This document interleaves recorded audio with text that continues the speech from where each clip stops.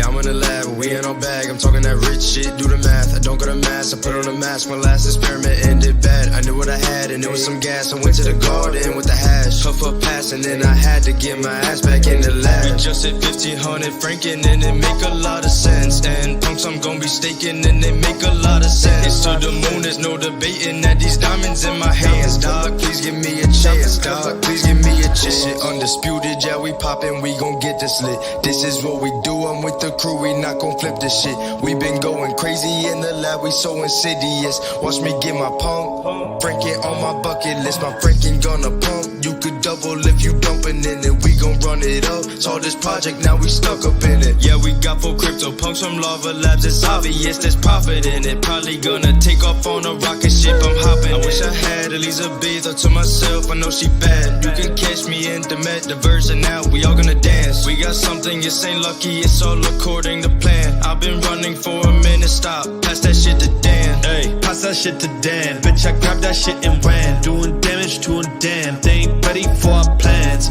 Blicky here with Dan, like it's Goku and Gohan. Us, we going ham. Looking at you, you Peter Pan. GM to my Franken gang. No doubt, we bout to break the game. Running laps on them, tell me what else can I say?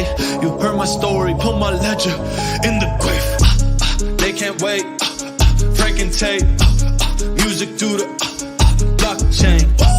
Fuck you, pay me, on delay. We here to stay, they bout to ride a wave. These bars hit your brain like a fucking lobotomy. Bitch, I went insane, now I'm chillin' where the monsters be. I've been through some things, type of pain that you hardly see. We've been moving profits, man, we've been mooning properly. On top, forever, probably. Drop top in good weather, you can't bother me. Taught myself the game, none of y'all can father me. I'm rightfully arrogant, beg my pardon, G.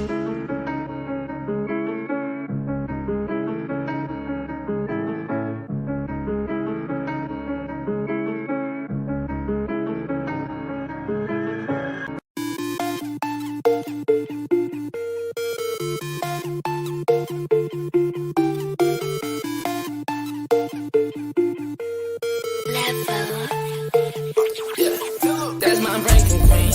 She spent all my eve. Where she taking me? To the moon it seems. I don't want no apes.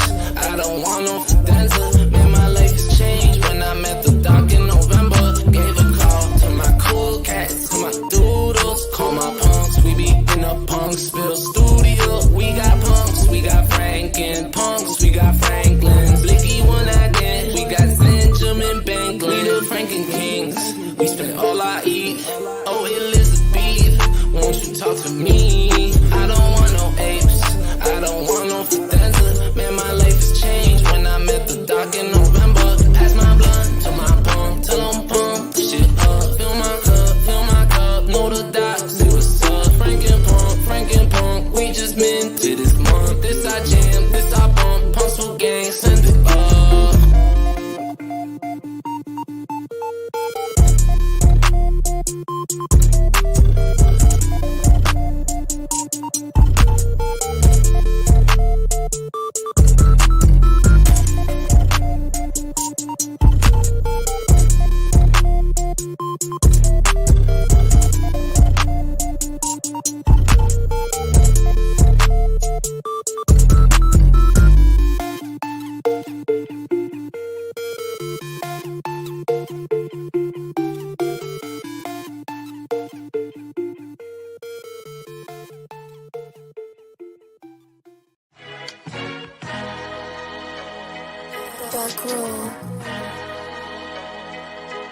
Good morning.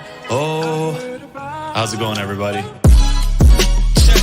We too early like birds, getting in those worms, and you nerds hating, just curve them, they fud and they just some vermin. Can't handle us, you too nervous, it's cause you ain't got no purpose. Yeah, check it.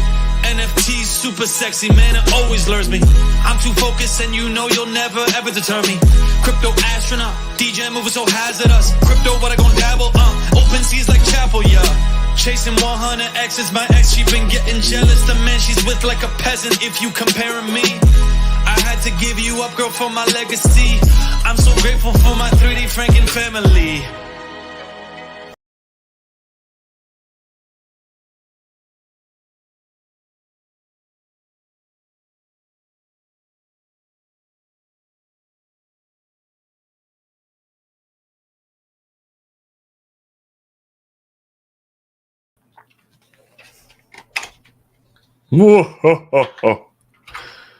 What's going on, everyone? What is poppin'? Yeah, you liking the music? Let me play some new tunes for y'all. We're just having how we doing? Can you guys hear me? Am I coming in good? Damn. Trimming the beard was a good choice, eh? Looking sharp. Looking sharp, mate.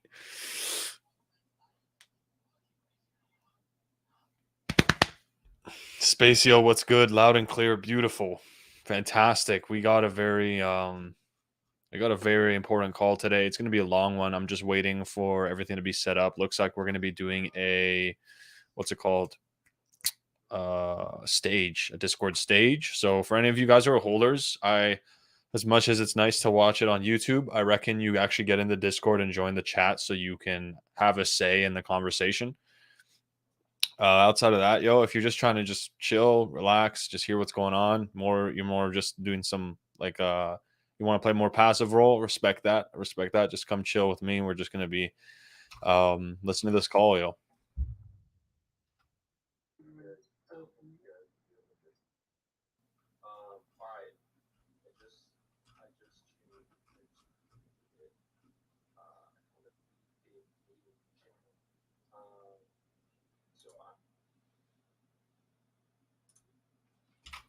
All right, dope. So it's starting, guys. It's in the Punksville Lounge. It's called the Big Meeting Channel. For any of y'all who want to pop into the server, I'm gonna start streaming this bad boy.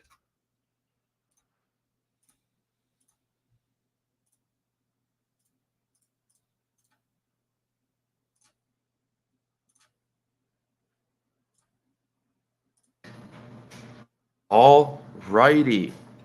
And we are live. We're live on Twitter. We're live on Discord. We're going to be live on YouTube as well. However you like to consume your content, you can consume 3D Frankenpunks. Really appreciate everyone for hopping in here, taking your time out of your day, and just interested in hearing kind of the growth and some of the activity that we have coming for this project. There's really a ton of things that we're going to cover today. I got about 8 or 9 different items, and it's going to be pretty interactive as well. So essentially what I'm going to do is I'm going to be looking at the Discord chat. I also got, we got a lot of people here on Twitter as well. So if you do want me to read off a question or hop on stage, talk to me directly, that's what this is for. I really enjoyed chatting with my collectors, getting to know my collectors personally, answering questions that you guys may have, stirring up a ton of excitement, because, at the end of the day here, this project is for the people, by the people. I am the project's humble servant. I think that we from the very beginning of Frankenpunks, wanted to create a project that provides value to their collectors, creates an incredible community, has some really fun entertainment, and has some real utility.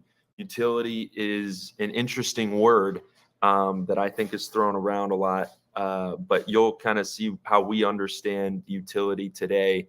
And I will go over a bunch of things, but basically, if you do want to ask any questions, or you want to hop on stage during the roadmap and alpha portion, please hop into our Discord. The Discord can be found at our Twitter, on our Twitter profile, on our OpenSea page. Also, do not respond to any DMs on Discord if you've the first time being there. We're working through some, we get heavily botted, like I'm sure every project does, but just like giving that disclaimer to everyone before they hop in. So I'm going to throw out a link here. Here is where you ask questions. Okay, so first off, let's just freaking hop right into it. No more chit chat, no more small talk. Let's just hop right into this. So I and the team have been working tirelessly over the last 6 weeks to really pivot, but pivot in a way that I think falls more in line with our vision of what Frankenpunks can be and what where we want to go. And I think, you know, as you probably, hopefully you've seen the videos that I posted earlier today, the history part 1 and history part 2. But, you know, I think it's really important to understand where we're going. You have to understand where we've been. And I know that's a little cliche, but I think it is really important because, you know, since November, we've been a project that, like I said, has really 3 pillar values. You know, basically, you know, creating value for our members in way of our community wallet. You know, having some fantastic marketing, as you see today, and as you've probably seen as we first started initially, and then, you know, having some type of real utility. And what is utility? Utility, I think, a lot of projects have different definitions for what that is. We initially saw the utility as engagement, as contribution. You know, we started a proposal system. You know, we have over 850 ETH plus 4 CryptoPunks in our proposal system. And, you know, it is in community control. Nobody from the team is using the ETH for any other purpose than to drive value for our community or get the name out of our community even more. And I think, you know, essentially what we're trying to do here is redouble down on those vision items for the collection. And I think we had to take a hard look in the mirror of, you know, who is valuing these types of utility elements with the proposal, and how are we executing on them. And I think, you know, from our perspective, we had kind of this utopia vision of, you know, people are going to submit proposals, we're going to be able to fund people, we're going to be able to then, you know, invite community members to basically participate, use this Ethereum, create value for the project, help their own brand expand in the space, get more experience in the space. And I think in many ways, we partially didn't even understand the undertaking that would be. And I think by no means do we want to stop, you know, that part of our project, but I think that is just such a long-term vision that we need to have more day-to-day or short-term goals that can help us and together as a community create value for our community, and give them something to use their Frankenpunk for, because I think that's kind of the name of the game, and that's kind of what we're here to do, is use our NFTs and get value and rewards back for our NFTs.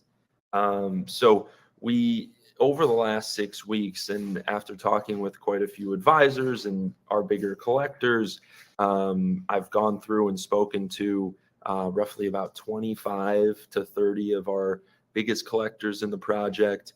And I also want to open that up to everyone in the project. Like, I don't just think that big collectors are the people that should be treated, you know, with care. I think everyone in this NFT project, anyone who spent any amount of money with Frankenpunks and with my project, deserves a personal connection with me, deserves a personal connection with our team, and that's the ethos of Frankenpunks.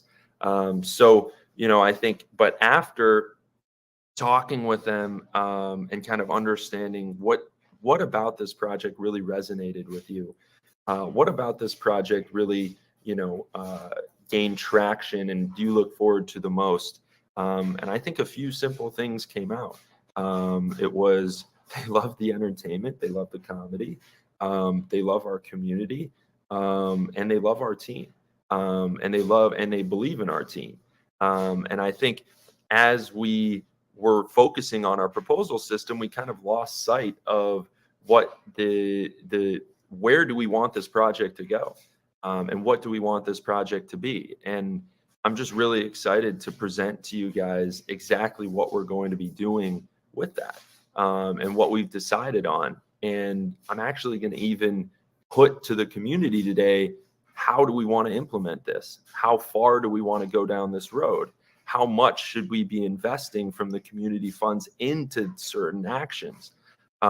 Because I think, while being the leader of this project, and with my team being called the crew on a ship, I think that we legitimately want feedback and we legitimately want input.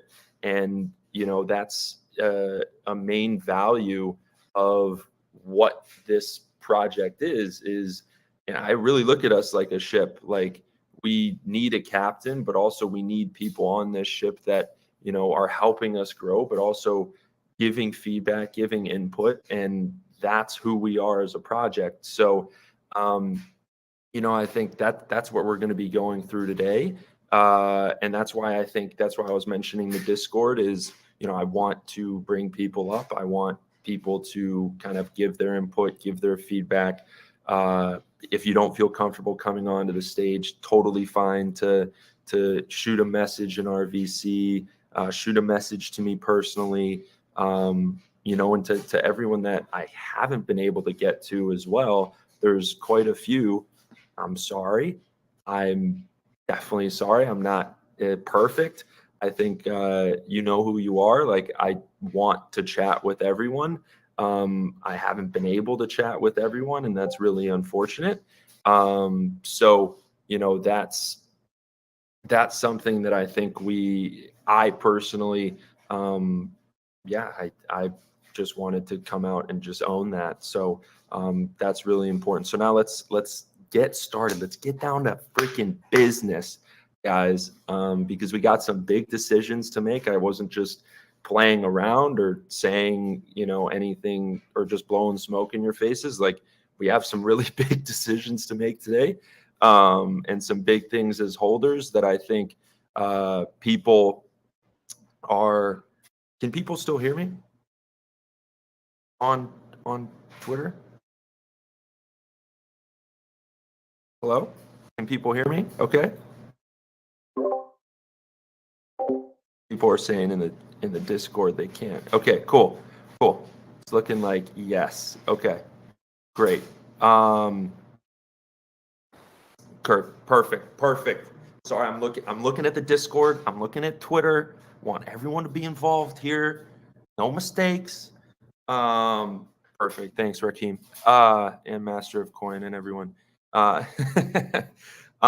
So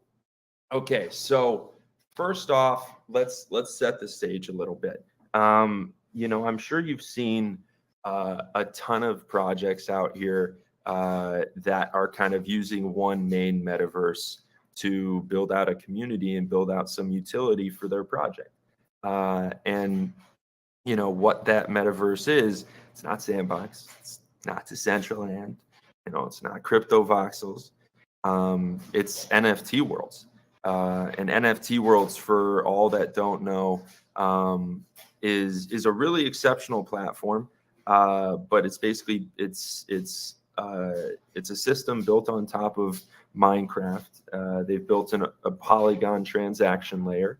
They've built their own launcher. They've built a bunch of tools that basically allow communities and projects to build on top of their system and their NFT. But I bet if you've made it this far, you probably understand and know NFT Worlds quite well. So I'm not going to spend too much time on the project itself, I am going to spend a fair amount of time on what we plan to do on that project. I'm sure you've seen the plethora of NFT projects that are currently out on NFT Worlds, from the Ancients to Skuxverse to Los Muertos, as you saw the other day, to Llamaverse, to now Ape Kids Club, to all these different projects that I think are starting to really see and understand the value that NFT Worlds brings to any project. And what I've been interested to see is specifically how they're rewarding users on NFT Worlds. And I think right now, kind of the quote unquote tried and true method is that people buy worlds, buy tons of worlds, stake these worlds, and then give a portion of these profits or a portion of these tokens back to their users. Now, besides being in a legal gray area, as that's basically a dividend from investments that you've made as a project, I think that that's a fine idea, but I think there's actually a better way to implement worlds and utilize worlds for our community, while still investing a very similar amount. So, I mean, one of the things is, when you're starting to get upstairs, or kind of you move up the ladder of 40, 50 worlds, I don't know about other developing teams out there, but that's a ton of space, a ton of land that needs to be developed to be accurately used, or you can rent it out, I understand. But in terms of the passive income that comes from that, we own 5 NFT worlds right now. We're roughly earning 3,000 3,000 WRLD per world. So that's about 15,000 world. Skuxverse right now, I think, has the most amount of world token out of any project, or worlds out of any project. Last time I checked, they have like 55 or 58. I mean, they're just crazy. It's super cool what they're doing. Just so bullish on worlds and so bullish on that ecosystem. And I think that's great. Now, I think at those calculations, they're generating roughly something like 160 to 170,000 world per month. It looks like something like that, which can come out to roughly, I think it's something like 160 per 10,000 users. Or they have 7,000 users. I think they're getting something like 100 or 140 world a month, maybe even less than that. That's just the quick math as I've started to see for this. Now, I think the difficult part about that is that it's just a very long-term style process. I think that it's a great idea, and there's a lot that can be done with that. And you're really betting on the world ecosystem as a whole. Worlds going up in value, the world token going up in value. And I think that's great. I actually have nothing bad to say about that. It's just not what I want to do. I actually want to take it a little bit different, in a different direction, to a few different areas. One is we want to develop out a few worlds as deeply as we can, right? So we've already worked with a team. Our first world is entirely finished. I'll be dropping some really cool videos, and also we're going to select a few members from the community to help us test it out, be alpha players in this. But it's fully done. We've actually sent the payment. We worked with Lead Pro Devs. They're a fantastic team. Couldn't recommend them enough. Really killed it for us. So our first world is done, and we want to continue building out, and I'll get into the utility in a second here, but there's a lot of things that we can do with that. And I think the goal is, instead of spreading our resources kind of thin across the board, across 20 or 30 worlds, I would love to actually double down on a few worlds, and really double down on our community in a really deep, big way. meaning that instead of buying a ton of NFT worlds, I actually want to buy a crap ton of world token. I think the world token itself is not only an incredibly good investment, but it's a move to actually invest in our community as much as we're investing in our future. So as we met as a team, and this is where kind of we start at our first, we start in our first pivot point, where I want some input and I want to kind of pitch this to the community, is right now, the team met, we went through a couple different ways to buy this world token. But we initially decided on something like spending 250 Ethereum, which is right now roughly about 800K, on world token. And right now 800K would result in world tokens like 18 cents, 800K times 5.2, something like that. It's around 4.2 million world token, something around, again, quick math. So that's not perfect. But essentially what we want to do is, we would rather invest in the currency and set up our community to actually use that currency in an economy and in our game, versus passively creating worlds, using the staking rewards from those worlds to reward our community. I think it does a few things. One, it really puts the future and the success of the project in the hands of our holders, because we actually want to set up an economy, set up a marketplace, set up a utility for our world. So instead of buying tons of worlds themselves, we can buy enough worlds where we'll be more than happy and can build out tons of utility over the next 5 to 6 to 8 months, versus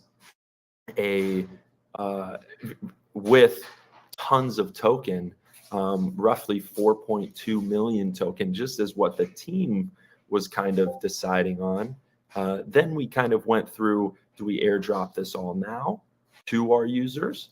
Do we have a significant airdrop over the next 2 weeks, 3 weeks, and then we allow people to stake their Frankenpunks, earn more world on a monthly basis or on a kind of passive basis, which I think could be really strong.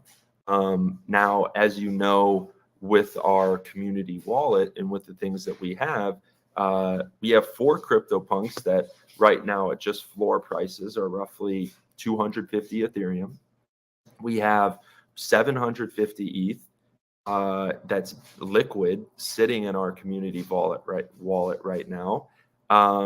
And we actually have already started scaling into world token. We have something like 700,000 world. So nothing massive yet, but still quite a nice bag. And essentially what we're trying to do is now get input from our community on, we have a lot of ETH to play around with here. And before we jump straight down the rabbit hole of, hey, we're fully going into worlds, we're fully using a very significant amount of our Ethereum in the community wallet to reward community members, to reward whales, to reward our holders with a significant amount. We would be able to actually give out just with 250 Ethereum, we'd be able to give out something like 400 to 450 world per person. Granted, now the game theory of this all is how we can create utility and create real ways for people to start using this world in our NFT world to create more world, right? So essentially what we want to do, and actually before I get into that, it's quite interesting because as you can hear from our team, I actually wanted to invest even more into the airdrop. I was talking about something like 300 or 400 ETH. I was actually outvoted, and it's not in a bad way. I do like that's kind of what it means to be on a team. Is I'm not like a dictator. I'm not like demanding every decision be my own. We kind of came to this 250 Ethereum as a community. So we essentially want to go through right now. I would love to hear some people's thoughts and feedback on how much world token we actually want to buy, and how much world token we actually want to airdrop to our users initially, and then even set up something passive for our users that they can start earning world token through their Frankenpunks. I think there's a bunch of ways that we can do this. And that's what's great too, is for people that are sitting here point blank that are like kind of screw this project. Like finally I get some liquidity. Finally I get some stuff. Like fine, great. Take the world token that we give you, sell it into ETH, and move on.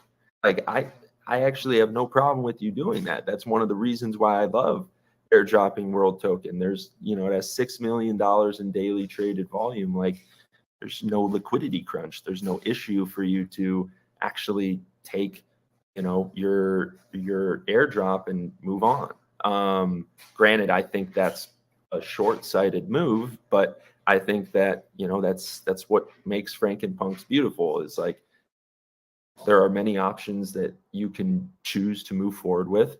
I'm never going to shame or downtrod anyone for doing any of the options.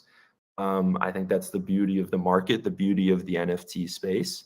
There will be a snapshot coming up. I will be releasing a tentative snapshot date at the end of this call. And it will be quite soon, as our world is finished.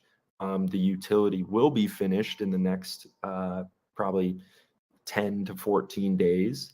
Granted, I don't want to be airdropping people tokens without any use case. And we're just like, hey, hold it. So we are going to be dropping them at the same time. And that's something that I'm really excited about. But kind of before we get too far away from this, right now, the plan is to set aside 200, something like 250 ETH for use to buy world token and give back to our users. Part in an active airdrop where we just airdrop people token, part in a passively staked system where if you own your Frankenpunk, you get world. And what I think is interesting about this is I don't want to make you work for anything. Like I don't want to make you work for shit. Like you're a holder, you get rewarded. Simple as that. Like you're a holder, you get rewarded. That's incredibly important to me. That's something that I think is kind of an insight that a few people have given to me in the NFT space. And shout out Jed131 here, who's just a legend and a good friend of mine. Who I think like we want to make things as easy as possible for our users. I think contributions and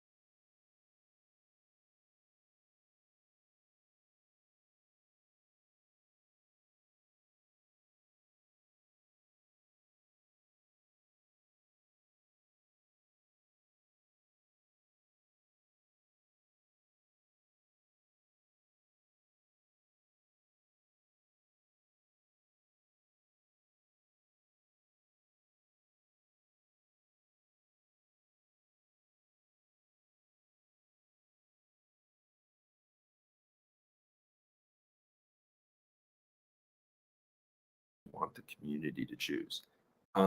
We have 150, we have 200, we have 275, and we have 325. Granted, now this allows us to airdrop even more. And, I think the team's decision, I think, is 200. I would not be opposed at all to making, to airdropping more, something like 325. That's actually a good question. So, okay, so I think what I'm going to do here is I'm going to make a poll. I'm going to make a poll in the Discord, and I'm going to post a poll. I'm actually just going to post the poll in our VC chat right now. And I will kind of get Twitter feedback. Although this is one of the nice things about holding a Frankenpunk, is you do get to impact the project's vision. You do get to have a say in these different project developments and things of use with the community fund. So it's going to be a little more than, it's going to be probably double $50 per Frankenpunk. It's going to be something like 80 to 100. It's going to be something like that. 420 ETH of world. Right.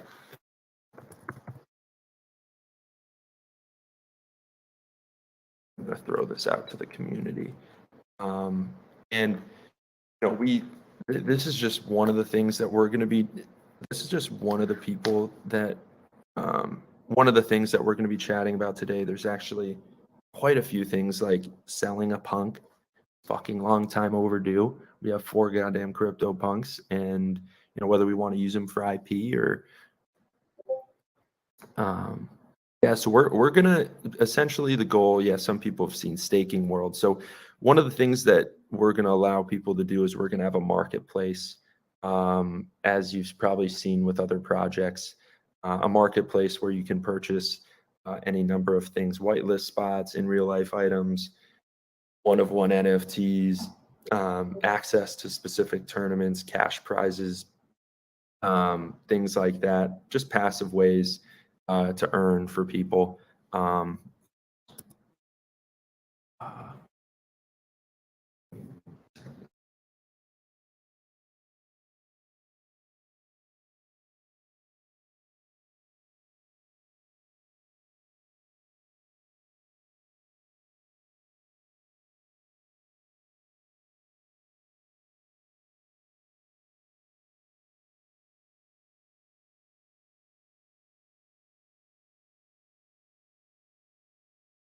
God, this chat is going crazy. I don't know how many people are in the Discord right now, but holy bananas. We are going nuts. Don't you dare comment. God. Oh, nice. Oh, Jesus. Jesus Christ.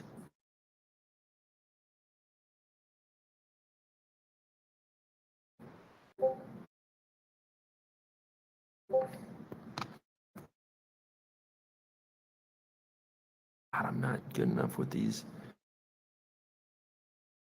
Gosh, you guys are so freaking fast. 4. People love 4.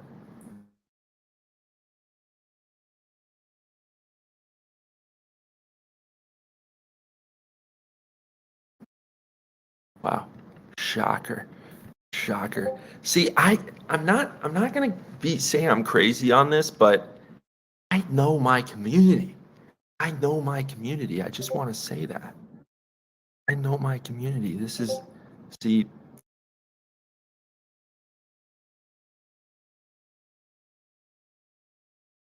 wow, it is not even close. It's not even close. A lot of people are voting for 4. Well, I mean, it's kind of obvious too. I mean, at the end of the day, we do want to, I mean, people want their ETH. People want, that's, I think, what's really nice about this too is, we've been talking a lot about Franken token. We've been talking a lot about releasing some type of token. And I think all that's cool and while that's all great, it also misses the mark. It misses the mark on a few things. Is there's no liquidity. There's use cases only in our project alone. I think World Token presents like a ton of opportunities that we can basically use to better connect with other projects. One of the big things is we've been speaking actually with Temp Tranquil, who's the co-founder of NFT Worlds, and he's been talking to us about. He's like you guys are the first project to talk to us and be like, we're just gonna give away ETH to our followers, to our holders. He's like, he was even telling me, he was like, he called me, and I don't tell him I said this, but he was like, you're stupid. He's like, this is a crazy decision. He's like, I've never heard of anyone doing this. I was like, yeah, it's because I want to give back to my community and because I want to create utility for that token, because I want to create an economy and a marketplace. He's like, you have to be more strategic about it. And I think he has some good points. But I think at the end of the day, what we want to do with this is we really just want to be more kind of tactful with the utility and the game theory and the use cases. And let's get some world into the hands of our users. Let's get the world into the hands of our holders. Like this is really important to not only our economy, but I think it's a different way of engaging the world ecosystem. I think there's ways that we could actually purchase NFT worlds and earn passively staked world token, which is great. I've also seen that people really believe in NFT worlds and as just a pure investment and holding opportunity. I think it's really strong. Now, I think that the most interesting question is something like, so what do you think happens first? NFT worlds go to 40 ETH, or the world token goes to $1? If the world token goes to $1, that's a 5x for everyone holding their token.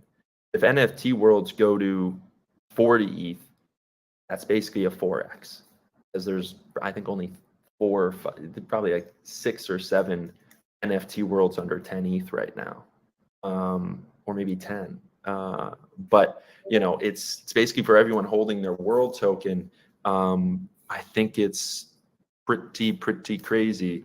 So yeah, that would be pretty nuts. Yeah, it's so I'm looking at this poll right now. We got about 100 plus votes for 325, 16 votes for number 2, which is 200, 8 votes each for 1 and 3. So I mean, initial just craziness. I think I hear where you're coming from too, Jeesh. I think people do want the biggest number. I think people do want to be able to purchase or get as much in terms of a airdrop as possible. I actually agree with this. I just think the more the merrier to an extent, where obviously I don't want to put the project into a position that, we're backed into a corner, but I think legitimately we do want to take a fair amount of the rewards from our community or from our project and give them back to our community. Even if you look at this from just purely a transaction standpoint, the project's probably made something like 250 ETH, maybe even a little more. That's been deposited into the community wallet just from transaction fees. So in many ways, we're not actually even setting the project back in a way. We're actually just using the transaction fees and redistributing rewards out to our users. Now, it's not a distribution, it's not a dividend, it's a valueless currency that we can use in our game. So, I mean, I think that's really what's important about understanding this is, I mean, it's great to have tokens that we can give out to people, but I think, you know, the most important thing is trying to create real utility and real use cases for people who own these Frankenpunks, and that's actually what I'm going to get into right now. Here's someone. I'd stake 200 ETH and looks rare, 220% APY, 200 ETH worth multiple of 2,500 ETH and looks. And yeah, I hear you. Trust me, we've actually looked into a bunch of different things on that to stake and then stake in something else, earn APY, etc. Maybe we can take, you know, something like 50 ETH. We can set up another vote for that. But I just think it is inherently incredibly risky.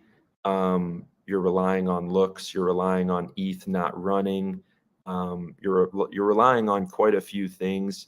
220% APY, I think, is incredible. But I think, you know, we do have to be cognizant of, you know, basically the risk with community funds, to make sure that we basically, you know, can drive returns, real returns in the present for people, and not kind of risk everything for future gains. Wait, I'm confused. Are we getting ETH airdropped? No, you're not. You're going to be getting world airdropped, or we're basically going through a couple different ways to redeem that for our users, because we do also want to reward people for the rarer the Frankenpunks that they have. The more Frankenpunks that you own, you know, we want to give you some type of small multiplier, where it's nothing crazy, but we do want to, you know, make sure that the people who own a lot and are invested quite heavily into Frankenpunks, you know, you get a slightly stronger reward. Granted, it's not going to be much, because I think a lot of our users do only own 1 or 2 Frankenpunks, so I don't want to disenfranchise them or treat them unfairly. Although I do think that, you know, giving some type of multiplier or some type of small reward for people who are owning, you know, 5, 10, 15, I think makes a pretty big difference. Granted, it's not that many people, at least right now. So I'm going to announce the snapshot date here at the end of the call. We are going to have a snapshot date quite soon. We are going to have a fair amount of people that are going to be getting a lot of world token. And not to say that the world is the sharp play, but I think that's why we love this ecosystem. After talking with Temp Tranquil, I mean, Arc Dev speaks for himself. The guy's like an absolute genius, and everything that they're doing with World, I think, you know, having so much invested in them, and, you know, talks with Microsoft and talks with, you know, really big gaming companies, etc. It's a great boat to be in. It's a great kind of place to be in, and not to mention, you know, currently with you know, our floor price and with what we're doing with it is, you know, we have, you know, something like 0.075 or 0.08 or something like that. So we're able to, you know, get liquid off of, you know, what that's like, you know, $200. We're able to return something, you know, pretty similar in terms of a gift or a reward to people for that. So I think that's really strong. Obviously, no financial advice. Please, you know, sell your Frankenpunks. I want you to be in this because you love what we're doing and you love our vision and you believe in the team, not because of the rewards or things that we're doing. Those are perks. Those are, things that we will be coming out with because you're a holder, not the reason that you are a holder, if that makes sense. So now I do want to get into and now I do want to get into something that I think is really exciting too, that I want to do, is I think the way that we really make our NFT worlds pop off and legitimately strong is actually two significant functions. One is we actually make the NFT worlds open to anyone. We make specific parts, specific reward systems, only open to holders, of course. And holders are advantaged because your airdrop token, so that you don't have to buy things, you don't have to, for a fairly long time, can just use that token to get rewards and participate in certain events and tournaments and things like that. Although I think as people see how well our world is built out, see how well we run it, see our community, it's a fantastic marketing aspect of this project. It's a fantastic marketing side of what we're doing. And for everyone who's been here for quite a long time, I think people remember kind of the whitelist days and the pre-mint days and everything like that. I remember them very fondly. I remember them very nostalgically. And I think kind of our ethos as a community has always been, there's a place for you, whoever you are, there's a place for you. And, we want you to be a part of our community and we want you to contribute, whether you own a Frankenpunk or not. Part of the reason why now, we've completely opened our Discord, non-holders, holders, etc., can communicate better, can participate in the same chats, etc.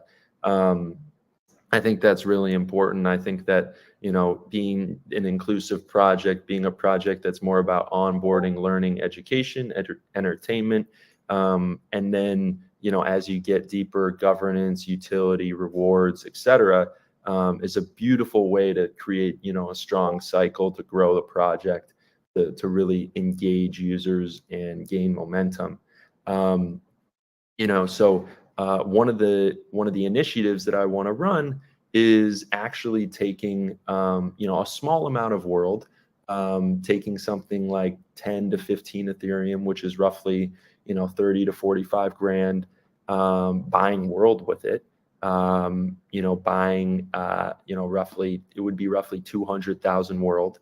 Or we could even go lower, something like 100,000 world, and actually creating an allow list for people that are outside of Frankenpunks, where they're not getting nearly as much as a Frankenpunk would. With 325 ETH, that's roughly $1 million right now. Times 5, times like 5.3, that's roughly 5.3 million tokens.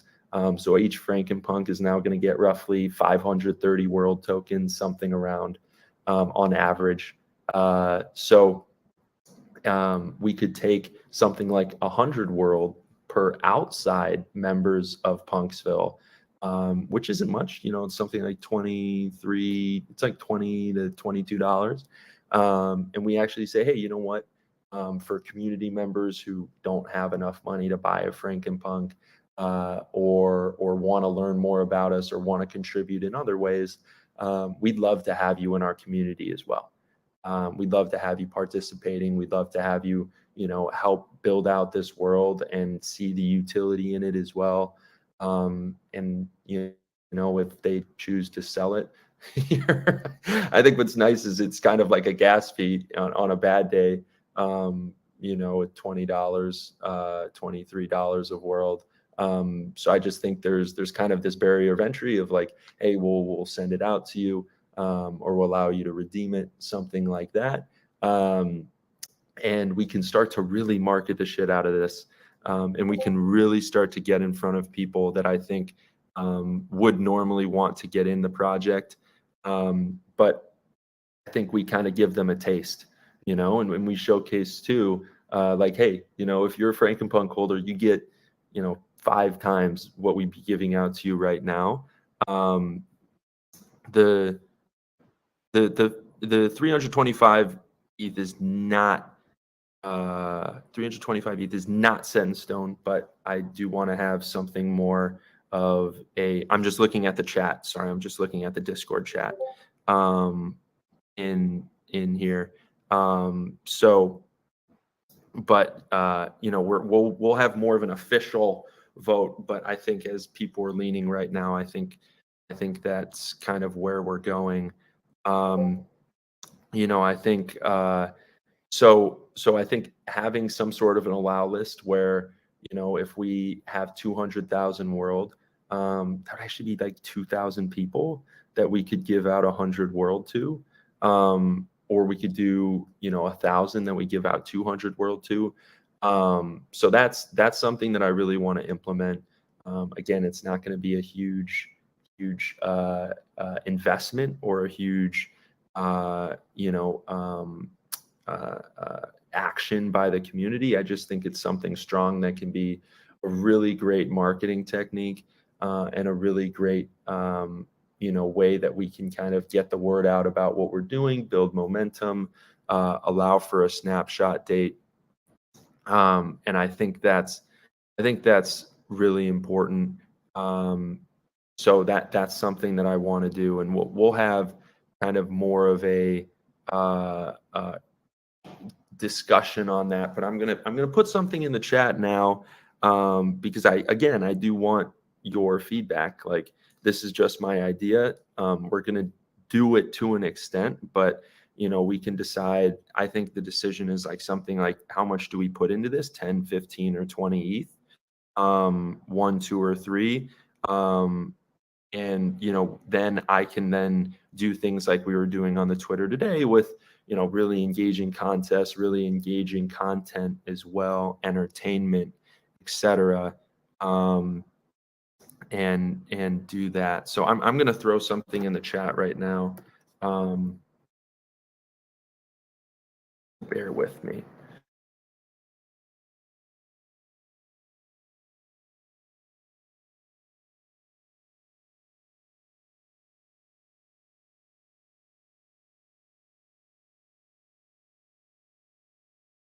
Thanks, Punctuito. Appreciate you being here too. Dude, this chat is just crazy right now.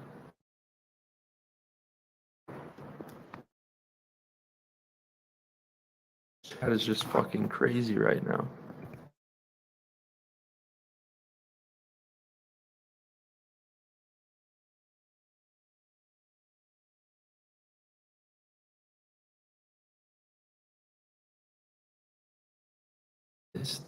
You guys are the vibes are just so strong.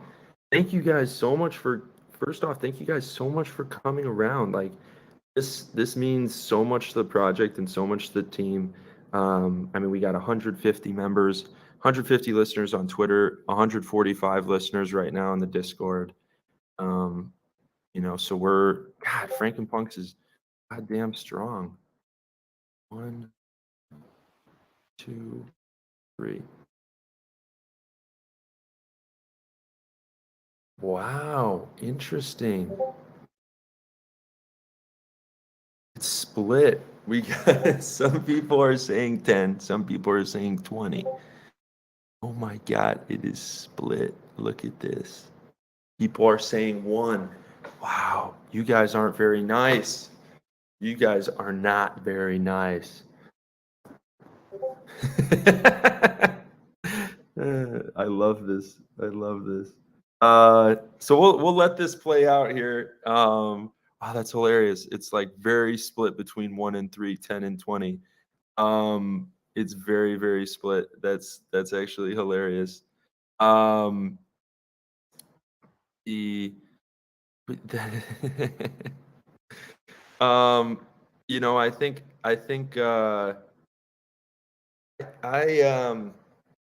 see a bunch of people in the chat talking about how we can actually buying other projects, Psychedelics Anonymous, Bored Ape Yacht, Land and Other Side,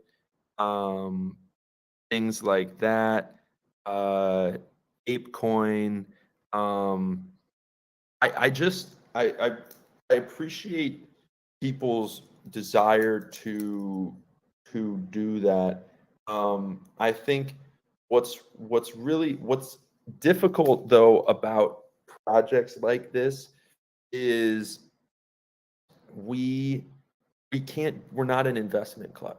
We're not like an investment group. So like trying to buy things that we would be distributing out to holders is kind of out of the question. Things, I think there are projects that are buying a ton of like different projects. Head DAO, to name one, that I think is like really interesting and doing a great job with that. Now I think that's super cool, and I think they have a great thing going with that. But it's kind of it's a tough loop to close, because I think people kind of look at like kind of a project's ETH vault or wallet, and they're like, man, let's make ETH and let's distribute out the profits, etc.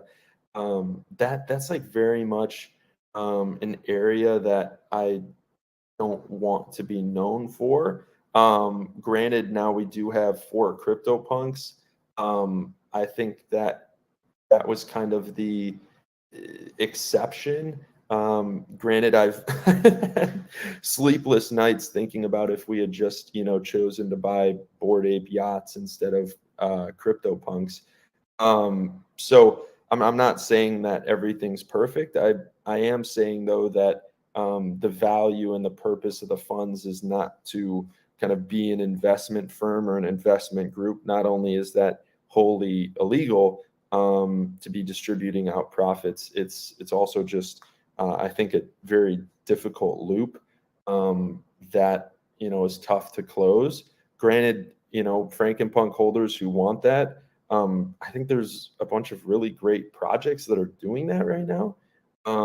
So I personally don't want to take the risk. So I'm like open to buying other land in metaverses like Otherside and things like that, and building out utility and games and things like that for our users. But wholly buying things to actually hold on to and sell future things like that. Like it's just not something I'm interested, nor I think in the next year or so is going to look good or look valuable from a legal standpoint. But I think so yeah, I mean, I think that's something that we're very keen on, we're very aware of. Always pushing the P, guys. So we're going to continue moving forward, because believe it or not, that's actually only one of that's now kind of fully one of the things that we're going to talk about today. Now let's kind of get into the world and the ecosystem, because I think, like I said before, obviously we want passive members and passive holders, people who hold Frankenpunks. We want them to freaking be rewarded. We want to reward them in big ways. As the legend John said, Jed131, don't make them fucking work. Give them their assets, give them things that they can hold on to, and they don't have to goddamn work and jump through hoops for. So I think that's something I'm taking to heart, like, no doubt. So that's something that we're gonna 100% do. But what about people who do want to be active? What about people who do want to do things, do want to get involved more, or play the game, or play in our NFT world? And how do we reward those people as well? What about in the community? We have such a vibrant community, such an incredible community.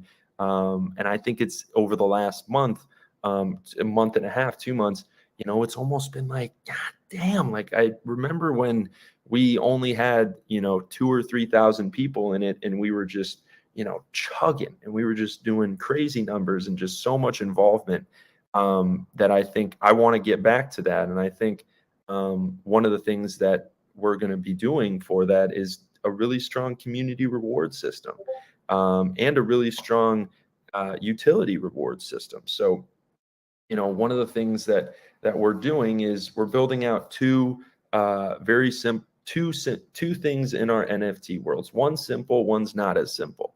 One is we want, a simple quest.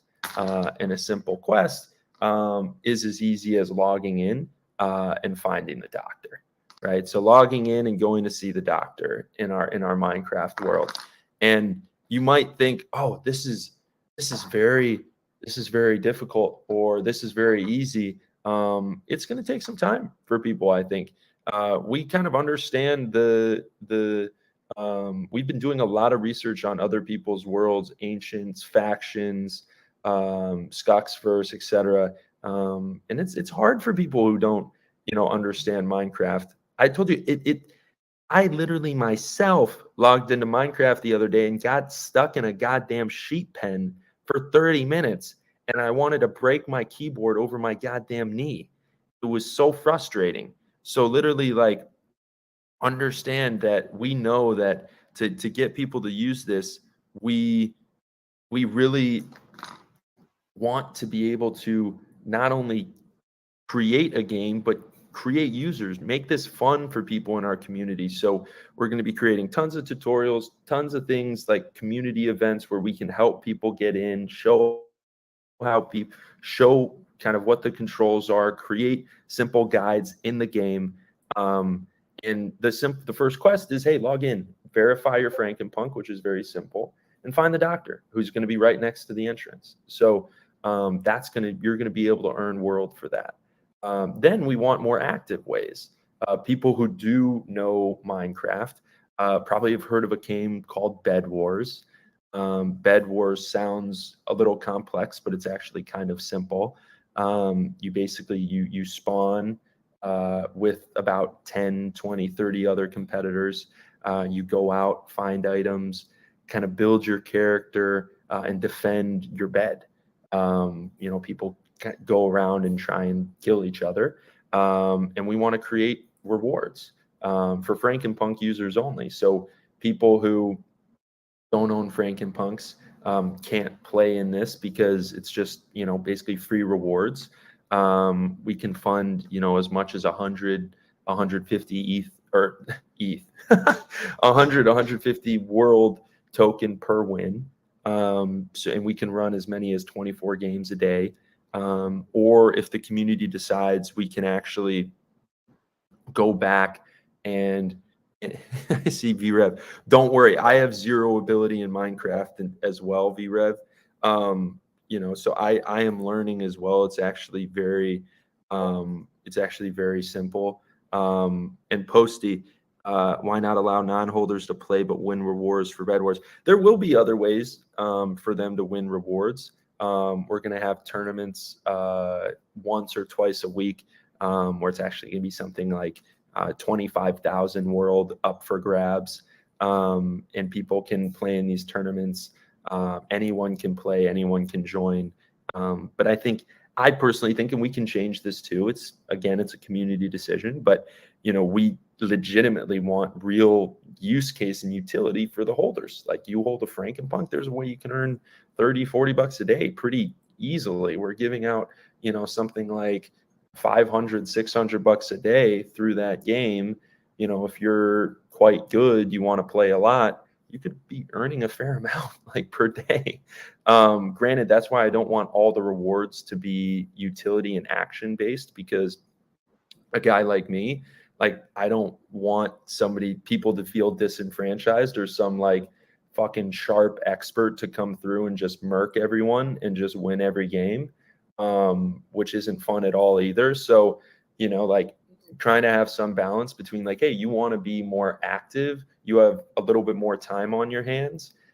Great. There's a way for you to earn that. You want to be more passive. You want to, do things that don't require much time. Great. There's ways for you to earn as well. And, I think then creating a legitimate marketplace, right? So one thing I've seen from, I mean, Gajira's does it fantastically, Llamaverse does it fantastically, if that's even a word, is creating a marketplace for whitelist spots, for in real life items, for one-of-one NFTs, for access to exclusive tournaments, being able to, in the future, actually take a cut from some of these tournaments or daily games, some of these action games where we can allow people to stake their world into a game and play for that world. I'm not as keen on that now, is because I just want players. I want attention. I want to make this as easy as possible to get as many players as possible into our game. I think then we can always find a way to monetize. But if you own a Frankenpunk, we want to distribute that token as a holder in this universe. We want to generate world, adopt the world token into our ecosystem. And if you own the Frankenpunk, you actually start getting back tokens because you just simply are holding, and you're earning Franken, or you're earning world. So creating a marketplace where we can even sell wearables. We can then start launching, when we decide to do our V2, or when we decide to do a collection that we give out for free to our users, we can actually sell more spots to that collection. You get one for free, and then maybe we'll have an extra 5,000 or an extra 10,000, which we can put to public mint, or we can allow people to mint with world token. Something that's very fair, and something that's really I think easy to understand and easy to collect from, which I think is really important. So we do need to fund some type of reward system.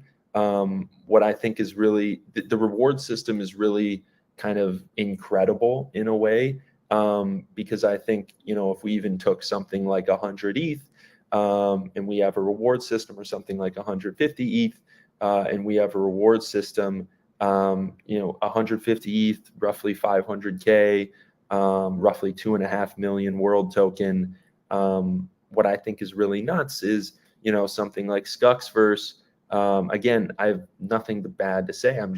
This is kind of our implementation of the game, or something like Los Muertos.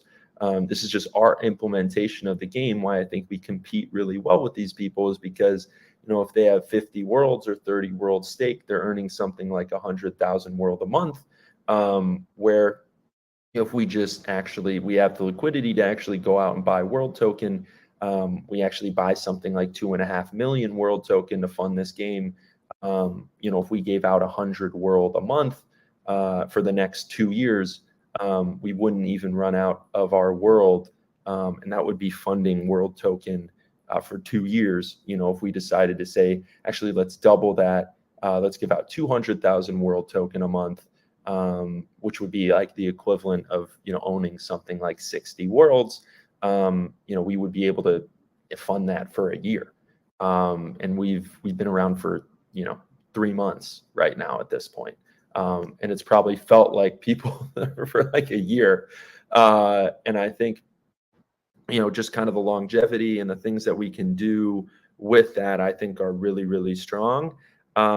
So, I'll also kind of put out a vote for that as well, as, I want to use outside of just the airdrop, outside of just, kind of a passive way. I also want, a very active way for people to earn world token through their activity, through kind of passively holding a Frankenpunk and just kind of hanging out, showing up to an event, or etc.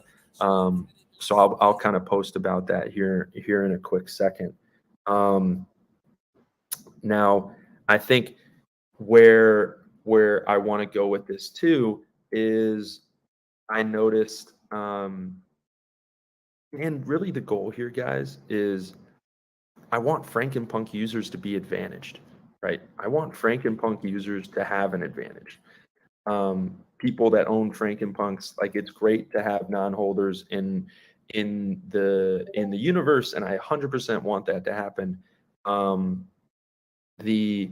I just think that, we just need to advantage our users. We need to make sure that people who own Frankenpunks, I mean, not just feel special. Obviously, they're special, but we really want them to understand, have an advantage, have a leg up, be able to earn more rewards, be able to do more in the game, and kind of et cetera, et cetera. Neil Wouters, more info on the monster sidekicks. Yeah, I mean, I would love to release sidekicks. We need to, frankly, drive the floor up. I'm not going to release a secondary project when our floor is, roughly 0.008 Ethereum. I think, as we start to execute on this vision, as we start to really showcase everything that we've been doing behind the scenes, I think people are really going to kind of see the value in this project and see everything that we're doing. But I think, really the goal for me is got to gain some momentum, got to make sure that, we reward our current users. And then, of course, I think we essentially need to, we need to take care of kind of our business now. And once we get a higher floor, once we do more kind of building out the utility and the reward system, heck yeah, like let's release some type of sidekick. Heck yeah, like let's get people more involved. Let's make it more accessible. Let's have some clear utility for them. I was teasing a lot with the male and the female. That's going to still be really important. But so I'm not trying to avoid that at all.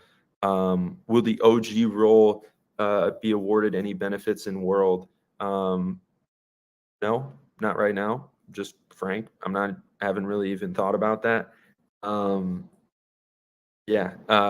think one of the things that I want to get into now as well is specific community rewards. And this is something that I'm really excited about, because this is something that is actually going to take a fairly long, it's going to take a lot of work from the team to implement. But I think it's also something that nobody else is freaking doing right now. And that just makes me really excited.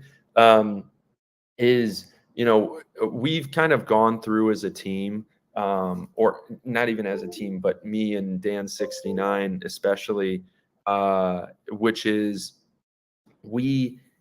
let's reward our most active community members on Discord. And I know there's a lot of you that aren't as active on Discord and aren't interested in joining Discord, and that's fine. And I'm going to reward you guys as well, as you've seen. But I think from a community perspective, and also from a kind of a onboarding perspective, like having our Discord healthy, active, positive, really like kind of strong vibes as people come into the project, I think is so important. And instead of just saying, hey, let's just have more fun, or hey, let's just do more with the Discord that we currently have, I specifically want to reward that Discord members that are going out of their way to welcome in new people and kind of spend a lot of time in the Discord and really focus on being an active participant, showing up to events, tweeting about us, sending out information to their friends, jumping in alpha groups, talking to them about Frankenpunks. Like, I can't tell you enough how much we appreciate that. Like, that stuff is so important to us. It's really important to me, of course, but I think it's something that is incredibly important for a healthy, stable NFT project. And I don't want to, I'm not saying like hemorrhage tons and tons of things in the future, but I think right now, I want to take something like 15 Ethereum, which is roughly 45K, and have a set kind of reward system in the Discord for roughly the top 25 or 30 members who go out of their way and kind of fall into 4 or 5 main categories. showing up for things like this, AMA streams, streams on the weekend with Dan, recording attendance, creating a point system, text bot, VC bot, specifically through Me6. Now I understand those things will be botted. We will go through every single winner and check this specifically. If somebody's caught cheating, they will be banned, not from the leader, but banned from the collection. And it's kind of a one-time break policy. So anybody caught doing that will be banned. Event participation, we have smash cards, we have meditation classes, we have tons of events. We used to have poker, now looking for something else. So we really want to encourage, and people, spoken to me personally, spoken to our community, being like, these rewards, we don't want these rewards, and we need better rewards. And it's like, okay, I hear you. Okay, 100%. That's fair. Totally.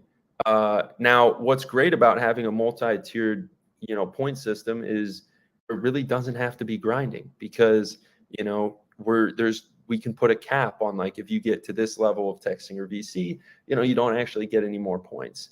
We want people to show up to AMAs. We want people to participate in events. And quite possibly my craziest idea yet, which is Tweet for World. Tweet for World. Which if you send out a tweet, we'll post a channel, you get world.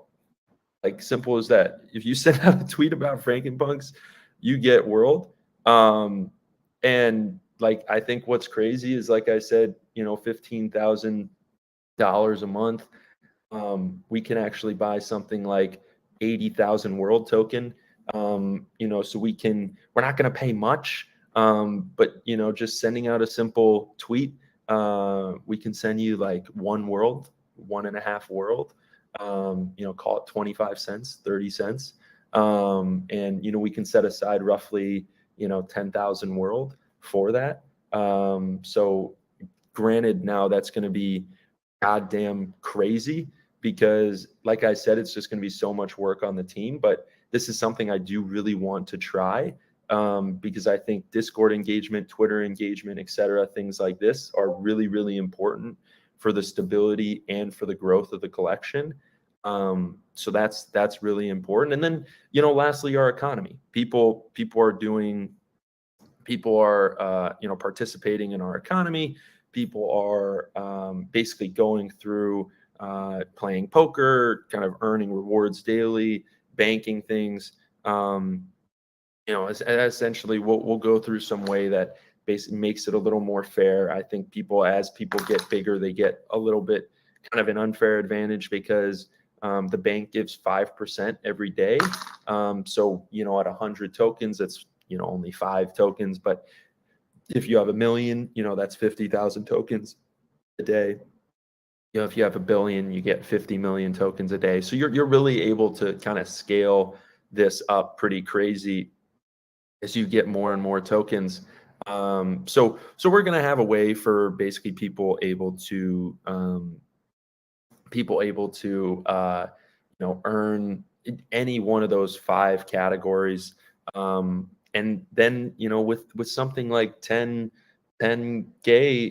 something like 13K left after the Tweet for World, we can, if we have 25 winners, we're paying out on average $500 a winner.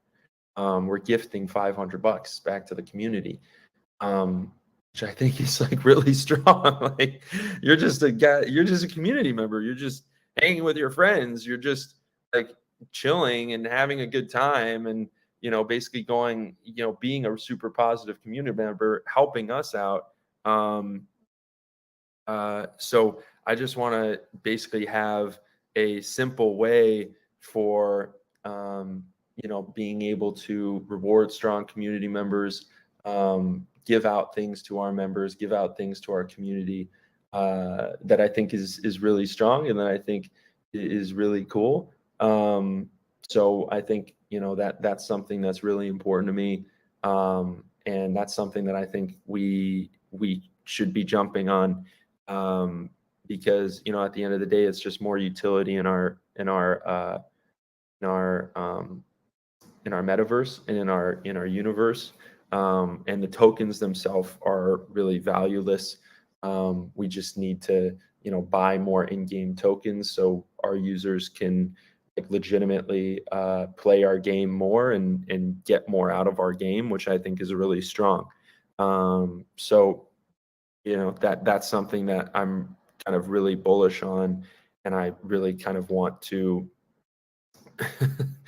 that I really want to kind of invest time, invest energy, effort into really having more fun with my community, entertaining my community, being present in my community, forming personal connections with our members. These types of things are really important. So I think that's great. Yeah, no, I completely Northern has a great point there. One thing I want to call out, systems are great, but can be rigid, and if a step, date, distribution are missed, it can become quickly a PR nightmare. Oh, we have seen that. That said, don't forget the value and impact of surprise and delight. People love the unexpected. True. We're keeping some stuff in the bag here. I think that's a really good point, but is also an interesting point as well. Simply because we have community funds, and the community funds are what we're using to really build out the project. So it can be tough to surprise and delight. Surprise and delight kind of everything that we're doing. So I think that we are essentially just trying to be upfront, be transparent about what's happening with community funds, allowing more decision-making power going back to our community, while also having a really strong kind of leadership component. I think that's something that we can kind of do a better job of, is leading this community, doing things specifically that we believe are strong value adds. I believe are strong value adds, and then as we move forward, allowing community members to pick how much, when, what's the implementation, etc. Because I think it's funny enough, but that's how we got here. Is Dan and I really sitting down, creating the vision, executing the vision, being really solely focused on the vision of the marketing, the entertainment, the proposal system, etc. And then I think as we launched and as we moved kind of after Mint, we got into a really interesting position where I think people we kind of put the onus on other people and said, hey, we can give up decision-making power. Let's do this as a community. Let's do et cetera, et cetera. And nothing against some of our community members. I think a lot of the ideas are short-sighted and, hey, let's just buy this. Hey, let's, spend money to buy this collection, or let's sell this and buy this, which I think is great in the very short term, but just doesn't provide much long-term value to the project or its holders. Because we're not an investment firm. We're not, people that we can, dole out profits or dole out things from NFTs that we purchase. That's very against the rules. And so I think that's something that we just need to be very cognizant of. So I think we can do a little bit better of a job with that. I think and I think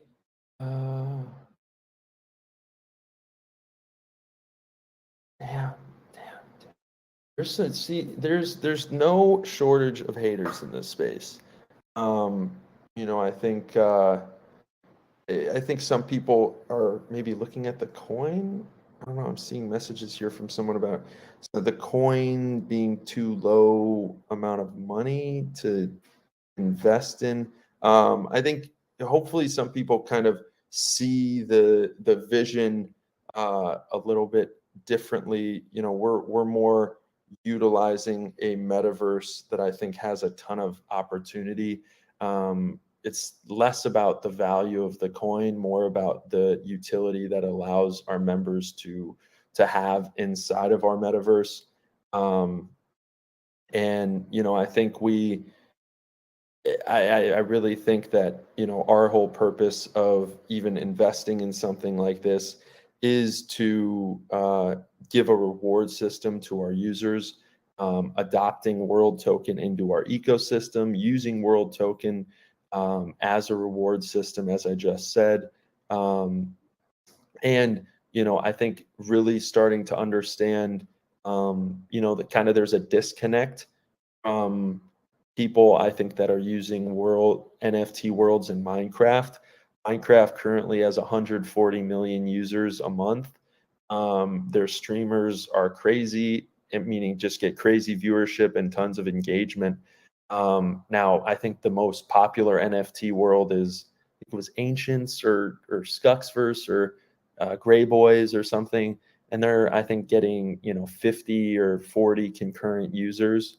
That's why one of our steps and one of our plans is we're actually going to be going out and getting quite a few large we're going out and getting quite a large contingent of Minecraft influencers, Minecraft streamers. We've already started reaching out and kind of hitting those users and trying to get kind of more people involved outside of the Frankenpunk community and people who just love Minecraft, because I think that's just a really good opportunity for us. And so just to be very clear too, the reward system right now is based off of going to be per punk. And we're looking currently at ways to reward rarity, and we're looking at ways to reward just kind of a smaller multiplier on people who own a significant amount of Frankenpunks. Because I think, the deeper that you're invested, I think just people are more likely to hold. People are more likely to use that currency in our game to push forward our game and do things like that. So we're definitely looking at those things, and I think that's really important for us to take note of. So okay, so there was a lot there. That was like 80 minutes of me just going off about it's very important for me to kind of at least get all of my thoughts and kind of where I'm really bullish onto paper. And I think that's something that's why I wanted to do a massive call like this. I think we have kind of a lot more to talk about with this, given NFT NYC. Preparing for that, I've spoken to 2 representatives now of NFT NYC. We have a lot of things that we can do there, throwing our personal events, throwing events at NFT NYC, having a booth, having like a bar, happy hour, deeper sponsors, etc. Talking about currently our marketing strategy and our marketing, what we're using the marketing dollars for. We approved a proposal probably about 2 months ago at this point to go through and actually use 100 ETH on marketing. And it's been, pretty much a grind. It's been a grind trying to find the right people and find kind of the right way to market this project. But I think we have a really good understanding of what we need to do now. Talking about the current use of some community funds and what we've done with community funds kind of already to a certain extent. And then punks. We have 4 punks. Like, let's goddamn sell some punks. Or sorry, not punks. We don't need to liquidate the wallet. Sorry, I'm just talking so long. But I think there's a bunch of things that we can do with our CryptoPunks and that we can do with the assets that we have. So I just want to make sure that we, it's been too long, to be honest. Like, we have these punks, they're owned by the community. We're not doing anything with them. And are we going to sell one? Are we going to, loan one? Are we going to, do we want to put one up for liquidity, and try and earn something for the community wallet, specifically to, basically try and, better utilize these CryptoPunks? I think that's pretty nuts. Like, I think that's exactly what, and Lee Consta, sell a punk and buy world. Yeah, I mean, I think there's a lot of things we can do with that. So I kind of want to go through a few things quite quickly. Now, I don't think we need, to spend an hour on each thing. I think we really just want let's just burn one, full chaos mode. Milk Stud, you are a goon. But I love you. It was great to meet you too in LA. So first off, I want to talk specifically about community wallet funds, kind of what we've been using currently, and some of the funds that have left the wallet. So we approved a while ago roughly an 100 ETH marketing budget. Now, we sold, I think, roughly something like 70 ETH, or maybe it was 50. I think it was 70 ETH back about 2 weeks ago, when ETH was at like 3,400, because we were just like, damn, let's just cash a fair amount of this out into USDC, because at 100 ETH, that's a 340K marketing budget. You guys are crazy in this chat. You guys are crazy. So we sold it into USDC. We also, we've been in talks. We talked with roughly 9 or 10 different marketing companies. Everything from marketing PR companies to kind of outlet companies, news outlets, to individuals, to like doing things from Upwork and community members, and et cetera, et cetera. And I think that's it was a slosh of a process, because I think there's really not many people in the space right now that know how to market NFT companies, know how to talk and coordinate with NFT communities. And it ended up being a long, kind of, not waste of time, but a learning experience. That it's like, wow, not many people at all know what they're doing. And I think what's really interesting is, right now, as you've kind of seen this morning, I do know what I'm doing. I love marketing to the community. I love being on Twitter. I love kind of engaging with Punksville, and with our Twitter following, and with all the people that love Frankenpunks and loves Punkville. I do really understand how to manage this Twitter, how to talk to the community from an organic way. So we kind of switched up the strategies a little bit. What's great is I'm free, right? So I'm not charging the community anything. I'm just going to work on the project, and from a specifically organic marketing standpoint.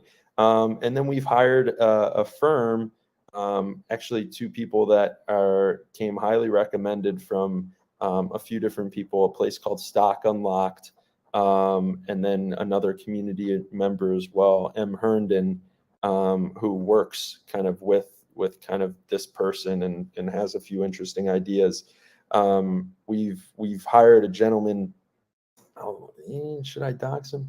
I'll just say his name's Mr. Castro, and he has a team of. He used to work at StockX, and used to work at a few really large digital brands, and kind of blew them out of the water through influencer marketing. Fidel, It's Fidel. We actually got Fidel Castro on our influencer marketing budget. We we but no, it's not him. I think what's best from a marketing perspective is that I handle a lot of the organic marketing of the project, marketing through Twitter, creating, giveaways, content, and kind of really connecting with our community. And then we have someone full time who's really owning the influencer side, reaching out to big NFT influencers, reaching out to big Minecraft influencers, forming a contract, getting them content, paying them, having a budget, basically utilizing that budget to the fullest extent. So we have a few different options here as a community, and I think I'll kind of, instead of just continually posting these polls in the chat, people like that, or do we want that? I don't know. But I'll kind of make a better system I'll kind of open up a channel and I'll kind of go through and post these polls kind of across the board. But I want to spend a very large amount of our marketing budget specifically on influencers, talking to them about the snapshot, getting them to post about the snapshot, getting them to post about Frankenpunks in our project. And I think that's really important. I think I don't like the announcements. I'm not gonna do that. I'm gonna post a poll. I want a community poll channel so it doesn't get lost in like the broader announcements that we're making as well. But I appreciate that feedback. I just think that we community poll channel is great. So we basically have a pretty massive budget to get some pretty big influencers on board. Also a pretty big also don't do that, Plant Master. And it's kind of more about trying to find people that aren't like I don't know. Crypto has so many like fake influencers. I'm talking more like FaZe Banks, people like Gary V, people who else, like Punk 6529. It's just some of these individuals that I think have really strong followings. Bring them on as almost like an advisor, and I think they're going to cost a lot of money. NFT Llama, that would be awesome too. People that I think would love to help out, but also do just talk a ton or just cost a ton.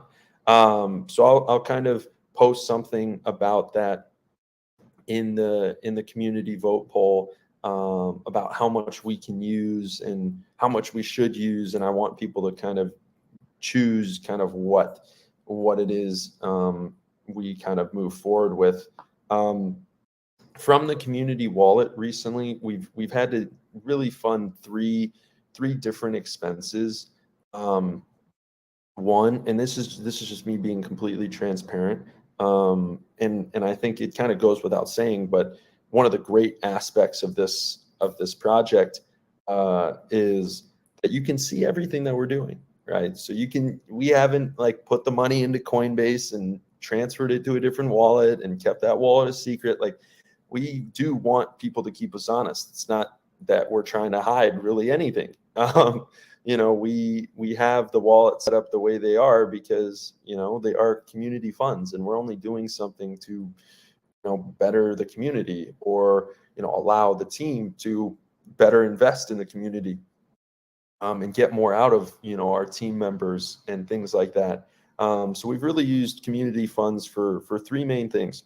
One, we've used community funds to pay for the initial activation in Miami, which I think was a resounding success. It cost something like $30,000.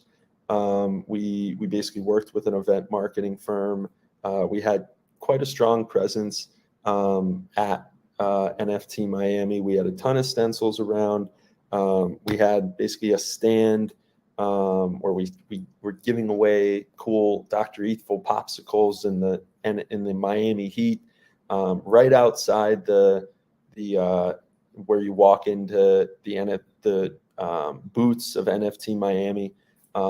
So we basically, we're just talking to a ton of collectors, talking to a ton of investors, other project founders, giving out these popsicles, getting them to, tweet and follow and kind of talk with us about what they're doing, which I thought was a really big win.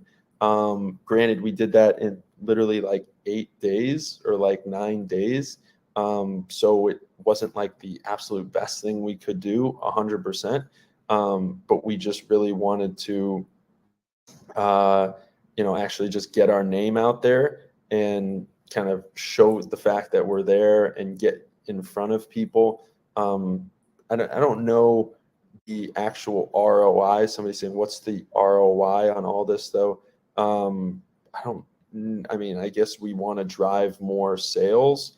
I just think we wanted to do something in a short time frame where we could have chosen to do nothing versus kind of doing something. So I just made a quick decision on, hey, let's get there. Let's be in front of people. Let's try and showcase ourselves to new people and etc. As Coco just posted there. So I think those types of things are really important to do. Granted, we can do other things as well. Like, I think we just had a very short time frame, so our hands were kind of tied on what the possibilities were. We did do also a ton of stencils around Miami. So if you were walking around Miami, you saw the doctor everywhere, around Wynwood, around other highly trafficked places in Miami. So I thought that was really strong. There were over like 300 different stencils and different things that we can do. I think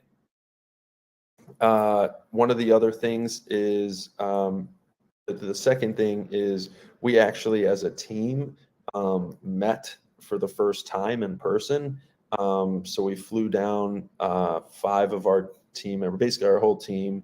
We paid for hotels, and then we had we went out, hung out, got some dinner, which I thought was just fantastic. We actually rented a co-working space down there. We worked for roughly 6-7 hours on Friday, and then kind of kept working over the weekend.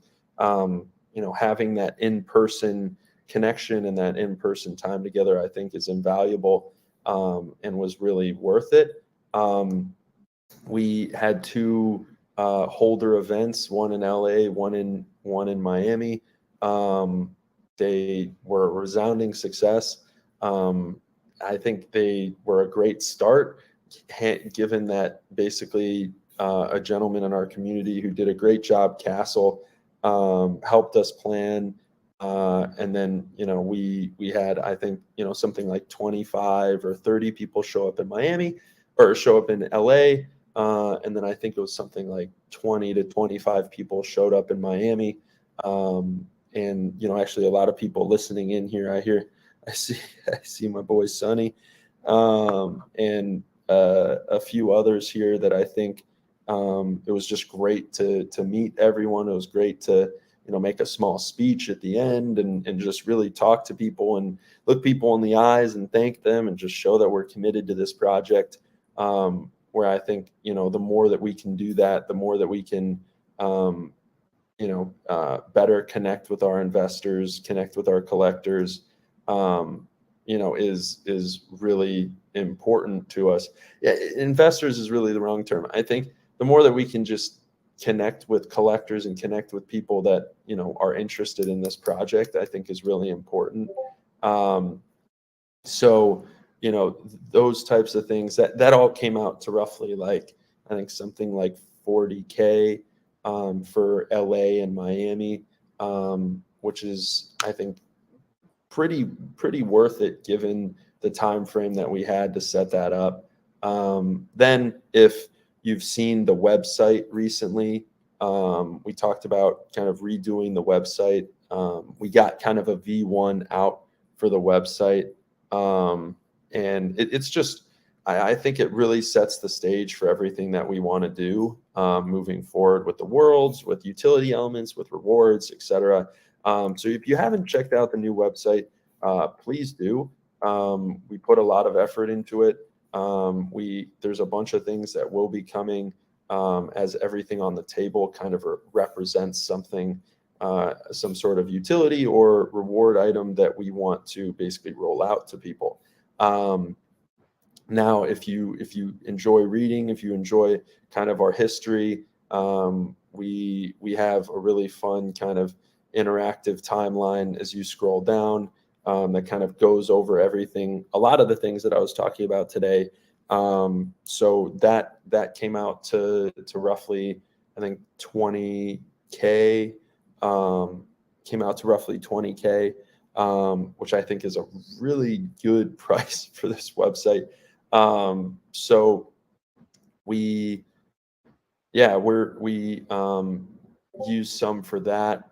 And then, what was the last thing? I had three things. And then specifically the first marketing payment, working with some of these bigger influencers, etc. We're working with kind of a company that is going to help us do some graphics and some management, and then also kind of run our whole influencer portal and influencer background. So we sent over 10K to them. And moving forward, I think the reason why I want to be upfront and just transparent about these things is, I really think that it's the strength of the project. It's something no other project is doing.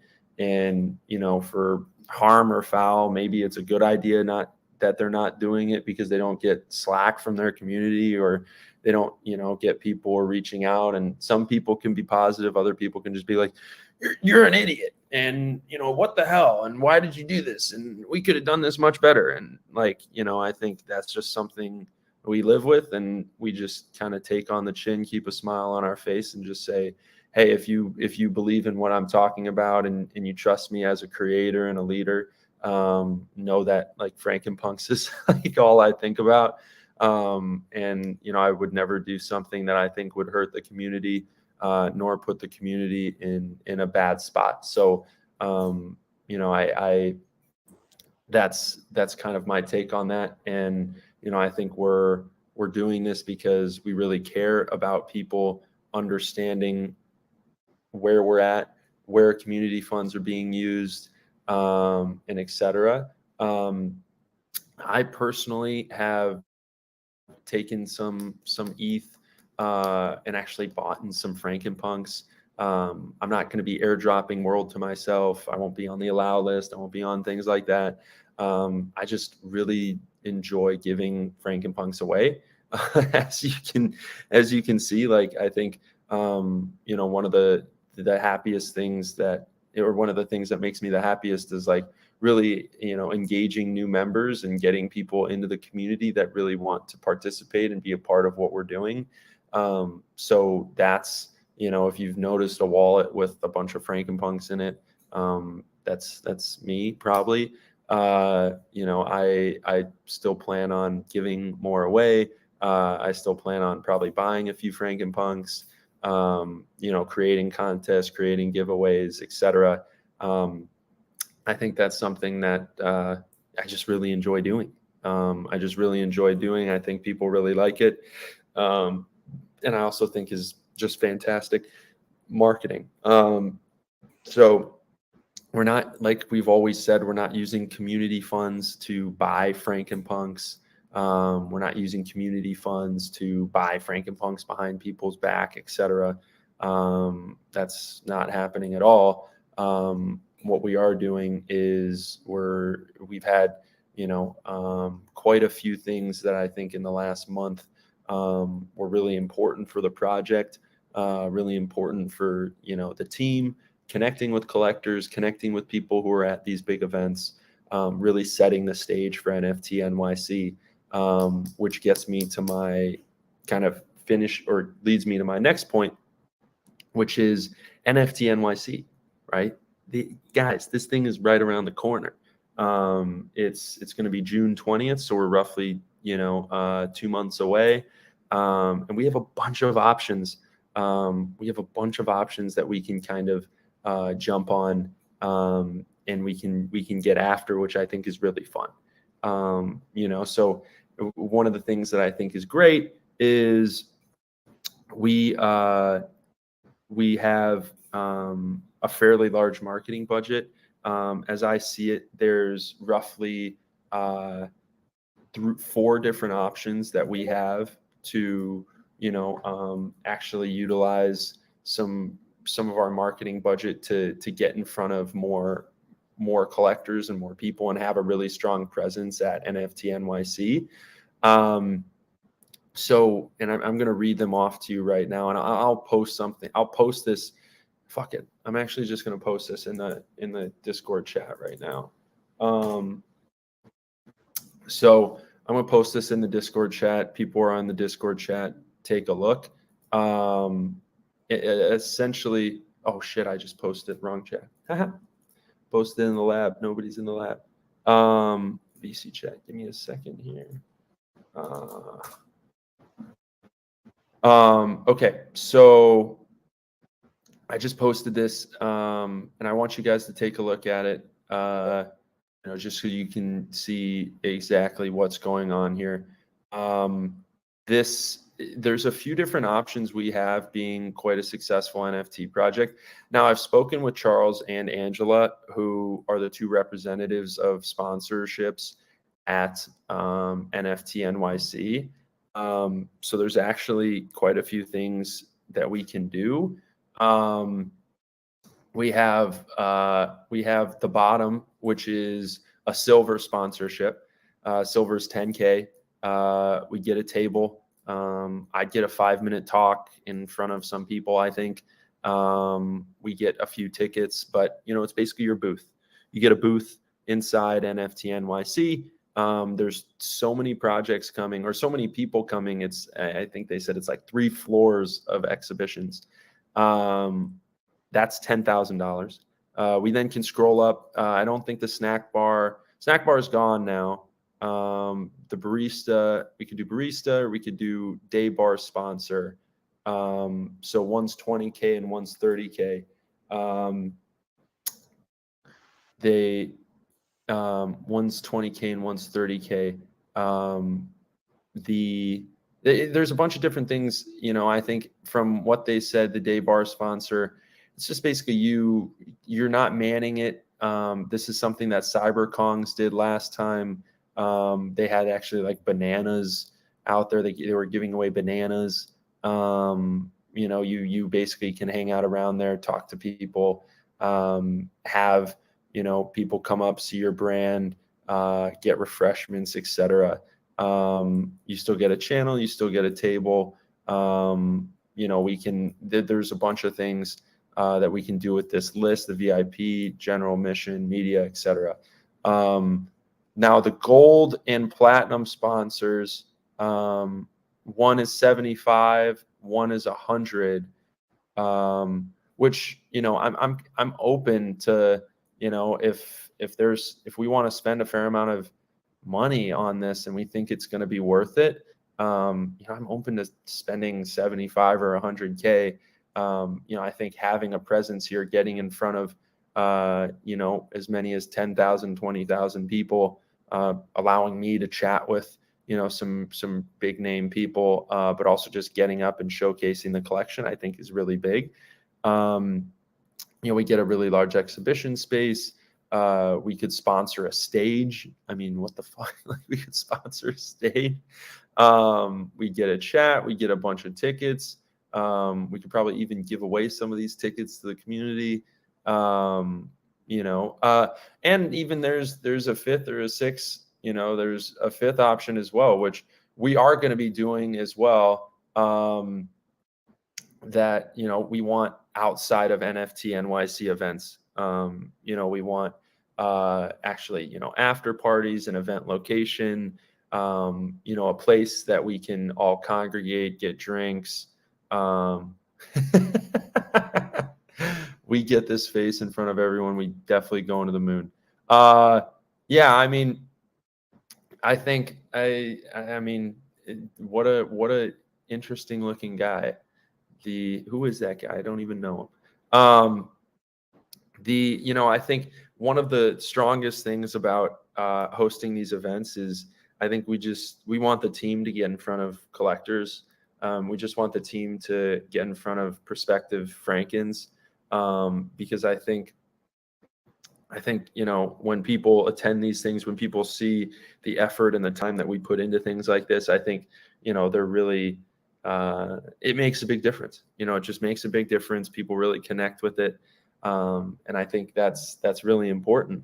So, you know, I think that's huge. And I think that's something that, you know, people really care about. And it really makes, you know, a lasting impression on them. So I will I will make a community post about that in a little bit. You know, I think that's important, like having a strong presence at NFT NYC. You know, we will definitely be doing, you know, outside of NFT NYC events. You know, granted, like we've reached out to recognize too that outside events and these things do cost a lot of money. You know, it's not just, you know, cheap and et cetera. Like we spoke to the team that put on the Doodles event in South by Southwest, and I think it cost Doodles 1.5 million to put on that event in South by Southwest. So, you know, you go big or go home at some point. And, you know, I think we just want something that I think connects with people, really, you know, gets us in front of more collectors, gets us in front of our current collectors even better. Granted, now we don't have 1.5 million to spend on it in one event. But, you know, I do think that it you know, does make a difference if we can, you know, take around 100K or something like that and put on a really great experience for our holders, and put on a, you know, something for, you know, people that I think are in NFT or are in NYC for the event. So that's something I believe we should be spending money on. We'll have a vote about that in a little bit, but just wanted to go through that with everyone. So now moving on to, we only have a few things left. I appreciate everyone for coming through. It's been roughly 2 hours at this point. I mean, we're still quite strong, 130 people in the space, 120 people in Discord. Or 110. You know, I really do appreciate everyone coming through. You know, so I, you know, I think it's a lot of fun for me. It's a lot of fun for the team. And you know, this is why we do it. This is exactly why we do it. So, you know, I think now moving on to CryptoPunks. We have four. Our average cost is something like 69. I think perfectly it comes in at like 69 Ethereum. 69. And so I'm gonna put out a vote for our holders, and for kind of what to do with a CryptoPunk, and maybe we can have a discussion about selling others or getting more utility out of them. You know, maybe we sell two and then actually put it into liquidity, or we actually use that on NFTX, earning rewards or earning interest on our CryptoPunks, which I think would be really interesting. And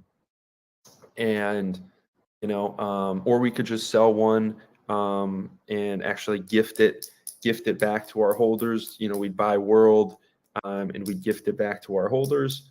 I think that would be really interesting. But just most importantly, I think we want to just do something. We want to get some value out of those CryptoPunks in whatever way or whatever way that we can.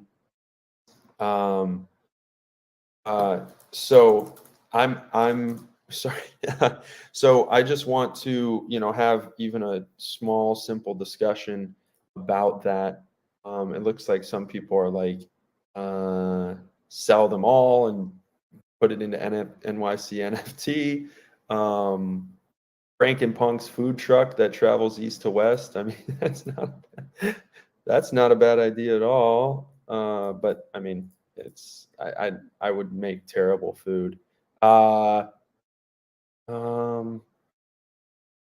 Let's see. The floor on CryptoPunks, I think last time I checked, it's been on a downtrend, unfortunately, actually.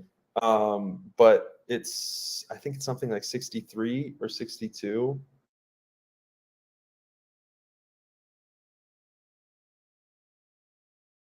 Honest question, why do we hold CryptoPunks? Is it just to sell higher lease IP rights for passive income, street cred for our project? What is the main driver? I think that's a great question. I've answered this a few times, but I think it really comes down to a few things. I think one, CryptoPunks, are the original Avatar NFT project. They predate the ERC 721 standard. They're extremely significant in the broader history of NFTs. I think they're the original grail of the space. I think they add a lot of allure and value to the collection in that regard. We're also giving governance to our holders over these. So people do get to control what happens. People can use them as their profile pictures. We can choose what to do with the IP on. We can choose to sell them. We can choose to buy more. I do believe even as a treasury management part of the project, I think in the next 1 to 5 years, their value could go up quite significantly, especially now that they're partnered with Yuga. I think actually in a way that does kind of lower their ceiling a little bit, because I think now they are kind of behind Bored Apes. So I am open to hearing more ideas about that. I think people forget to kind of where some of the biggest holders and biggest bags in the space, the biggest whales in the space, what their investments are. Like Gary Vaynerchuk owns, I think, roughly 60 CryptoPunks, 60. FaZe Banks owns roughly 10. Three Arrows Capital, Visa, Christie's, creator of Art Blocks, Eric Calderon, and a lot of really big collectors are in CryptoPunks. So just being in that boat, I think better utilizing them as well to get our foot in the door and also talk with bigger collectors is something we can do. I think we can use the IP better through a marketing standpoint, through advertising the collection, putting these on merch, putting them, using them as a utility aspect of the project. So I think that's kind of how I focus on the CryptoPunks, specifically. Now, I have definitely, like I said earlier, I do, I think I think it's really interesting to see to work through, like, damn, if we had bought 4 Bored Apes or 3 Bored Apes with the money that we had used to buy the CryptoPunks, where would we be at, or what holder class would we be in, or how would we have done with those? I think is really, really interesting. I'm not here to be a dictator or just like solely decide on one thing. Like I do want to learn, and I do want to see where I've maybe done wrong, or yeah, I mean, I'm also kind of more keen on like, here's Colt E8, sell to and simply reinvest into marketing and building NFT worlds. McFly made CryptoPunk projects, re-roll the profits to projects to the project. So I mean, it's oh, the floor is 64. So I think, we have a bunch of options. I'm going to put up a poll. I'm just going to go through some of these different things and then put up a poll in a little bit. And,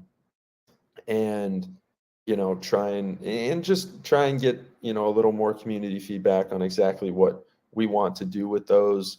I'm really open to a ton of different ideas. So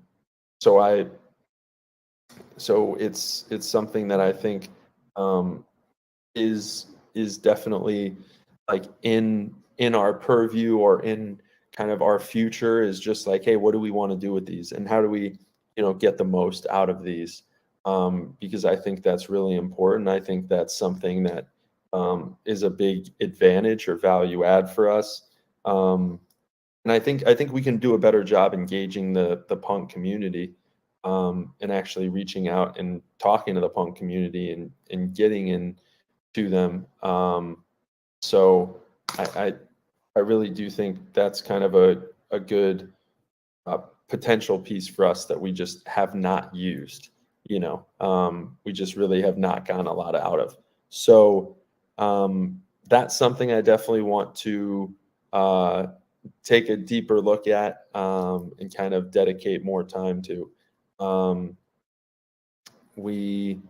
that's something that, I think we can do a little bit better of a job on. But I think is also just really important. Like that's part of the value that you get as a Frankenpunk holder.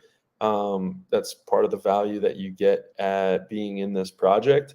They're yours. They're our communities. So we do really need to take time to better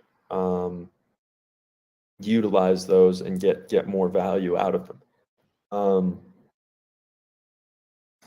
So I'm kind of reading through. I think people want to start a Frankenpunk weed brand. And I don't think that's a bad idea. I just think that's a ton of work.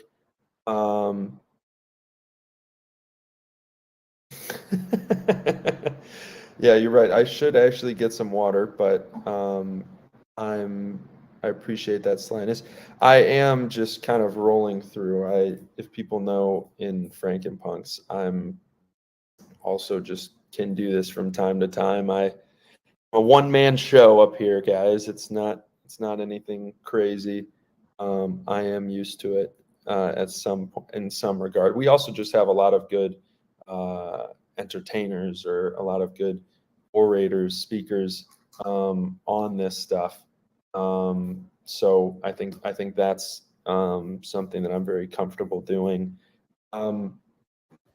Now kind of moving to, I mentioned this with the marketing a little bit earlier, but I think it's worth kind of marketing again, which is, I think there's a lot that we can do from a marketing perspective with the Dr. Ethful account, the Elizabeth account, our CryptoPunk accounts that we've gone out and created, and really utilizing those to create some really cool engagement and conversations and discussions, etc. That I think we can really utilize to our advantage, and get the most out of. I think that's really important. So I do want to better utilize kind of the branding assets and the you guys are crazy. You guys are crazy. I think one of the great parts of this project has been our marketing, and has been our entertainment value, and has been kind of the videos that we create, and in our Twitter presence specifically. So doubling down on that, getting more out of that, and spending time on that, I think is really interesting and I think can be really valuable for us moving forward. So I do like really want to do that. I think that's kind of one of our strengths. That's one of my strengths. So playing to my strengths, I think is really important, and that's something that we can do a great job of moving forward. Now, yeah, so we covered NFT NYC, we covered the airdrop, we covered Snapshot, we covered the rewards, we covered CryptoPunks, we covered marketing, we covered use of the community wallet. We covered buying Frankenpunks for giveaways, as I am just doing that because I want to. Nobody's gonna stop me. Now, I think one of the things. Oh, this chat! I miss this chat. You guys are so hilarious. One of the last things though too is the founders. So Dan C and I, we did just to get kind of the NFT world kind of product and system going. We did front call it the project and buy 5 NFT worlds. We have been staking those, so we have more world token to give back to our users. I think we have roughly 17,000 world the last time I checked, which isn't, I mean, it's not a crazy amount. It is doing work for us. But for the project to own those, I think we do need to get paid back on those worlds. I think our average price per world is roughly 12 ETH. So it's not the best purchase prices. Granted, I don't know if you've been following NFT Worlds. I think this has been kind of an interesting drop, or a precipitous drop. So yeah, so I think McFly, you're mistaken. So we have world NFT worlds and we have world token. So, and you're wrong. You're wrong.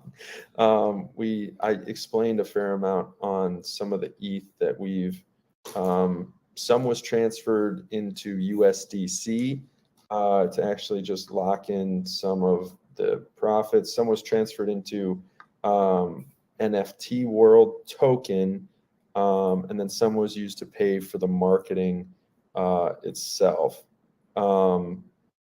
So, I think there's a fair amount that has been done with that. But I appreciate people checking in. And, I think we, so at some point, I would like to get paid back for purchasing those NFT worlds. Now, granted, again, dude, some of these, the only way we can pay people is we have to put it into a business checking account, right? You can't pay a website, you can't pay a marketing company, you can't pay for flights or pay for things through crypto, unfortunately. So it's we actually do have to transfer that, and we did speak about this, but I'm happy to answer that. We do have to transfer it into a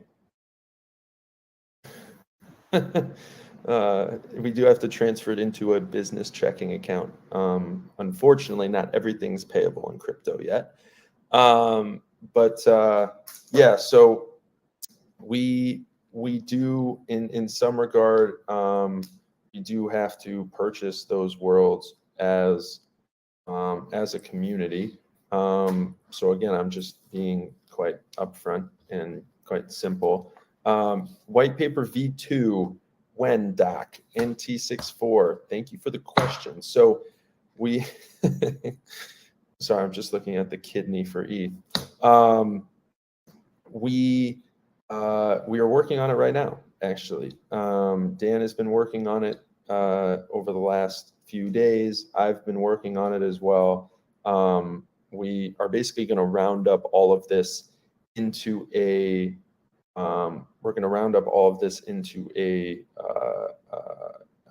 better, more streamlined version of what you're hearing right now.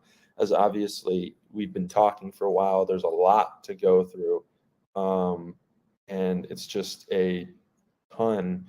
There's really a ton that I think we want to roll out for people. Now, granted, I think like anything, it's never easy to talk about money. Never easy to talk about these things, simply because I think it's an interesting line where I think some other projects, I think for ease of access, is basically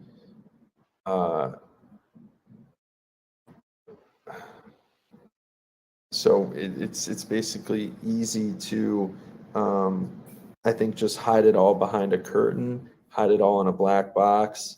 That's why I think every NFT project does it, because they don't want to have to go through kind of these conversations. And I think a lot of people, I think struggle talking about some of the deeper operations or funds, or you feel like you're answering the same question to 5 or 6 different people, which I think is fine. The giveaway did not happen yet. So I am going to be giving those 3 Frankenpunks away here in a second. I appreciate everyone hanging through. But this is really the last thing that we're going to be chatting about here, and then I'm gonna open it up for a few questions. So I do think that we want to be very, we are very transparent about kind of how the money is used in this system. We want to answer questions. We want to kind of be front and stage with people. Now, I think we understand too that comes with its fair share of blowback as well, from I think people trying to feel like they're catching us doing something sly, or maybe trying to keep us honest, which I don't mind. I just think it can be quite tiring from the team, because we actually are not trying to do anything over the line, or anything that I think is construed as negative or bad to the project. We're not paying ourselves out anything other than what we got off of the initial mint, and now we're just paying our team. We're trying to produce as much value as we can for the community. We are trying to, I think, include the community in as many decisions as we can in the space. So, I think that 3 months out, no rug. We're not going anywhere. We're not using the funds for anything malevolent, or using the funds for anything negative. I can understand if people don't agree with the use of the funds, or don't think that's a good idea. That's fine. But I think I just think that there's things that need to be paid in cash and hard dollars. We also have a very tricky question with taxes, which I'm sure the community does not really want to talk about. But it's a very tricky question with taxes, where we have quite a large tax bill that we need to pay at some point. And I think, going through, what funds we're using, where we're using it, for what, and what we're using it for. Unfortunately, putting funds in a community wallet does not count as R&D. Does not count as things that we're trying to do. I wish it were that easy, Geraldo. I think people will still FUD, no matter how transparent we are. But I appreciate the thought. I think, where we're coming from is, even things with so getting back to what I originally was saying, which is we spent something like, I think 65 ETH to buy NFT Worlds, 5 NFT Worlds. We've staked them. We've earned roughly 17,000 world token.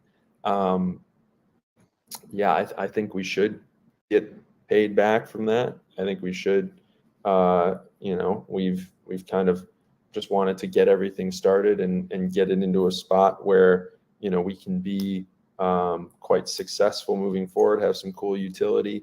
We didn't do anything. I don't think we went crazy down the rabbit hole. We can, of course, choose to buy more. I think that's also something that we can.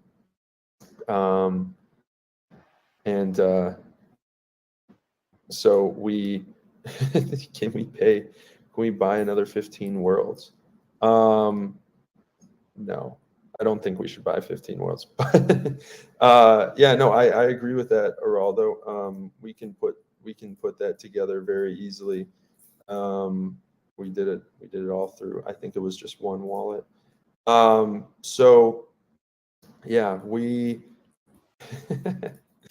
of these people are just hilarious.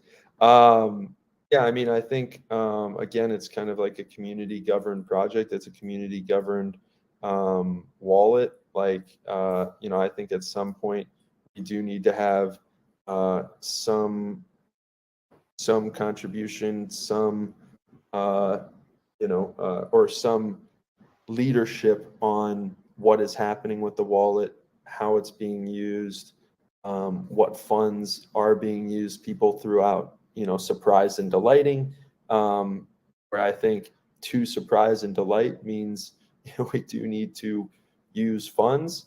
I think that's even why we used and purchased we used and purchased those worlds with our own funds, is because we wanted to surprise and delight. We wanted to produce something for people that I think was a little bit under the radar. Although I think that's maybe we should just put open a channel of uses with the community wallet. But I think, again, we're the kind of surprise and delight goes out the window. But I understand that. I think if people care more about just kind of understanding,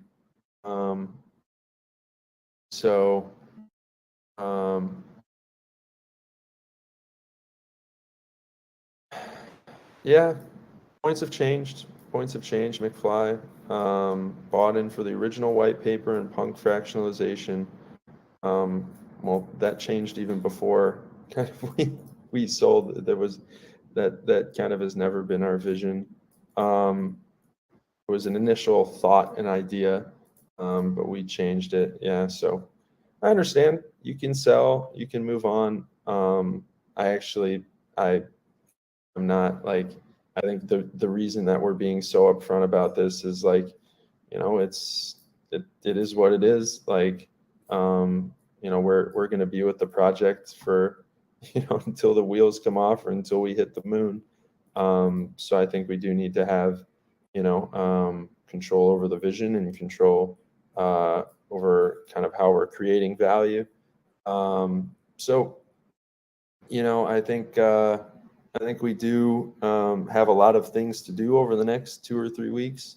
Not only that, over the next month and a half, I think there's a lot of ways we can go with this. Well,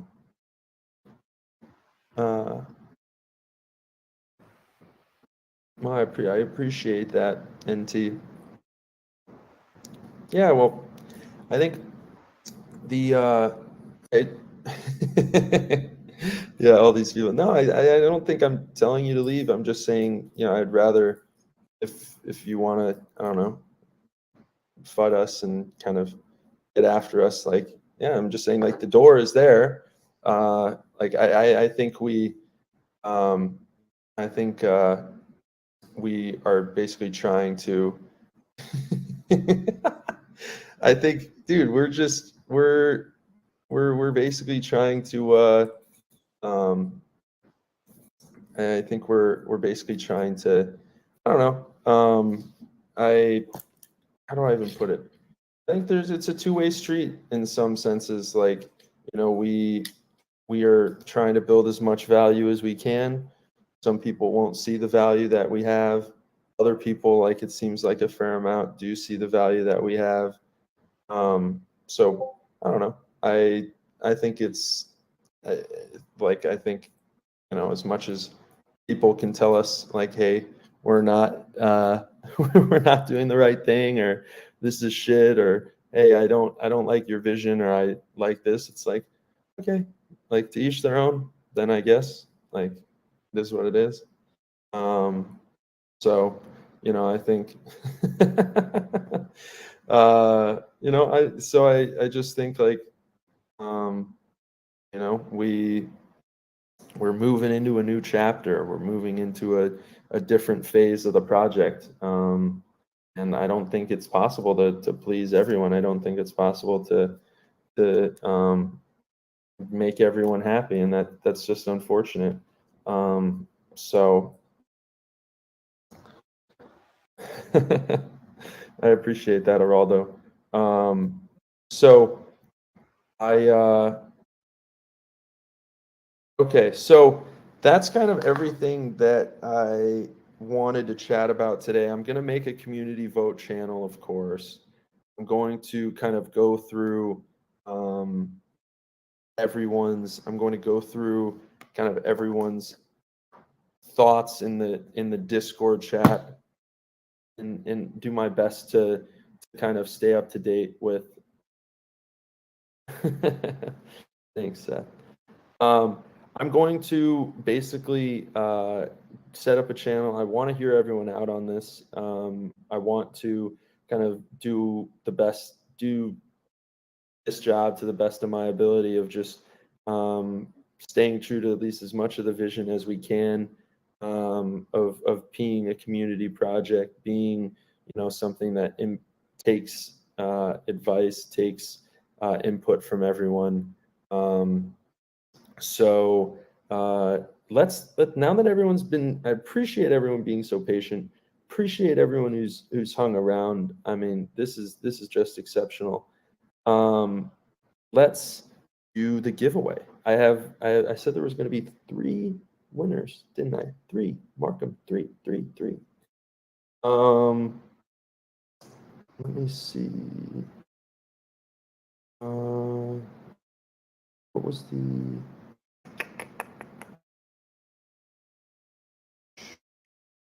All right, found the tweet.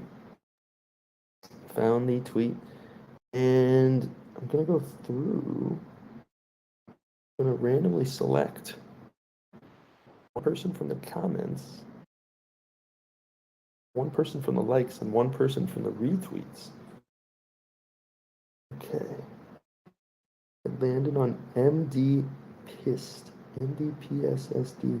Let's see if he's in here. He is! MD! Congrats. You're a winner. Congrats! Drum roll. Can I get a drum roll, please?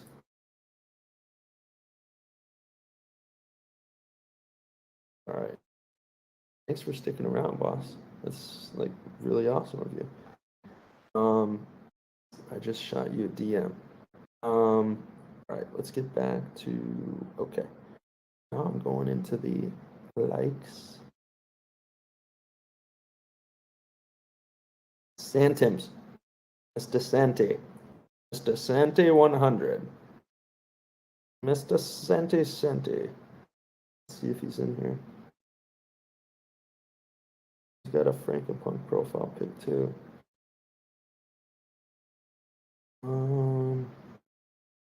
I don't see him. We're gonna have to re-roll that, boys and girls. I do not see it. Not see it. Unfortunate, but also kind of fortunate for the people who are here. Also kind of fortunate. Let's see again. Ooh, interesting. Nap NFT. I think I saw them here. Maybe they left. What's up, Troy? I see you here. Let's see. Nap. Yes, sir. Congrats. Sending it out. Congrats, citizen. All right, let's now we pick one from the retweets.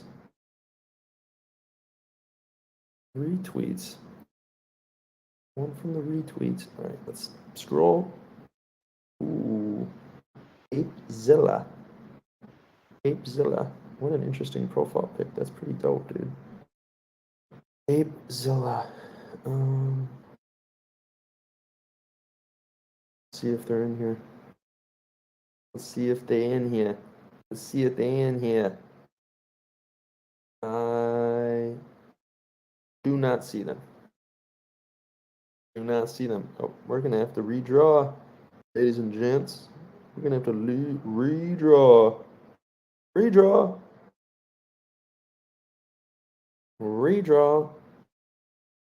Ooh, found one. T-Star. Got a hate beast.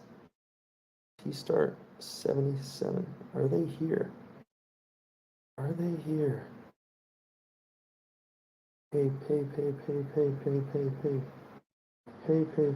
Pay. No, they're not. I don't see them.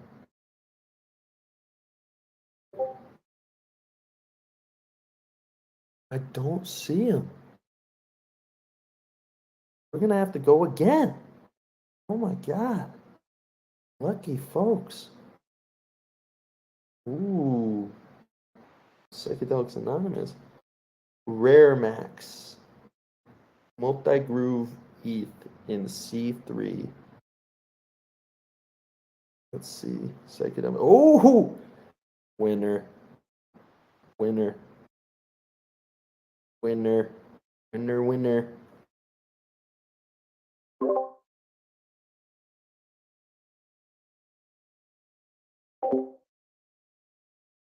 And you knew I was going to do this. I'm going to pick a fourth winner because guess what? I like giving shit away. I like giving stuff away. Oh, T-Star, were you in there? Or did you just join? You are in there. I missed him. I missed my man.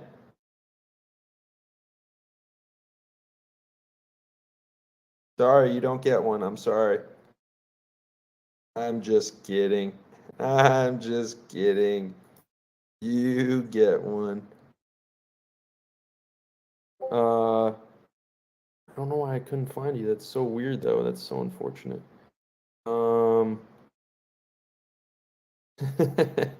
Who fell for that? Oh, here you are.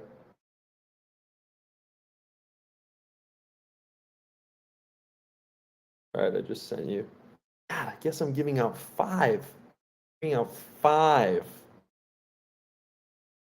I just nuts for doing that? Jesus Christ. Jesus. I'm addicted to the giveaway. Good God. Somebody do something. Okay. I'll go back. I'll go in the comment section. So if you commented, you have a chance. All right, random scroll, click. Oh, you already got one. I can't. I had stop. Random scroll, click. Ooh. Evil Parrot 187. Evil Parrot. Interesting profile picture. I've never seen that rabbit before. Maybe I saw that you were in here.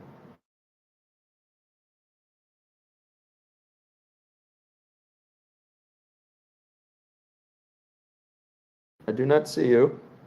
I do not see this person.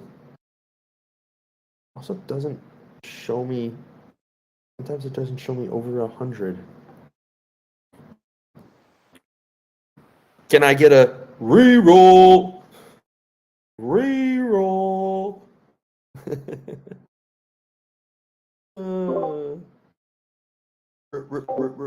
Reroll. All right, okay. We'll start from the top because it has to be fair, folks.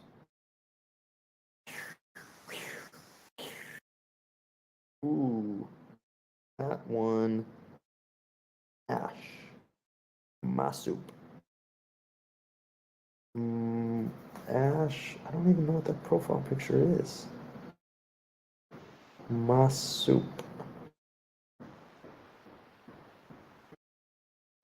What does he look like? 3D glasses guy. Masup. God, my eyes are killing me. Masup. Bro, I don't see him either. I do not see him. I don't see him. I do not see the man. I do not see him. Top one. I do not see him. We have not been seen. Okay, let's roll again. There we go. Oh my. Wow, that was lucky. That was lucky. Jam tweaker. Jam tweaker. 32.x. Are you in here? What an interesting profile pic too. Damn. Damn. Damn. Can I get a drum roll, please? Can I get a drum roll? He ain't here. He ain't here. Jesus. This is just, I mean, guys, I just want to give away Frankenpunks. Why is it so hard? Why is it so hard?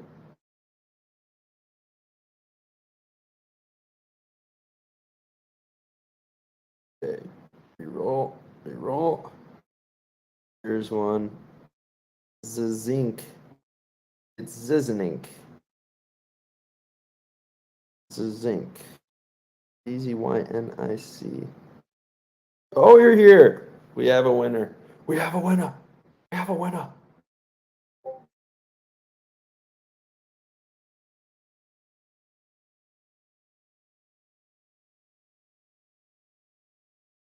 All right. Oh my God. That was a little harder than I expected, folks. That was a little harder than I expected. The Song Stealer. See you later.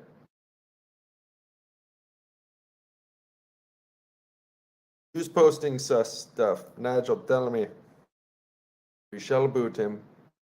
We shall boot him. Pickle should give a speech.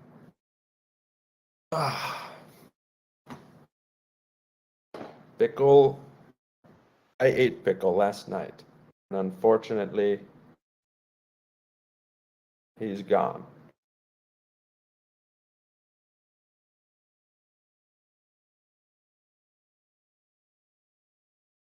He is gone.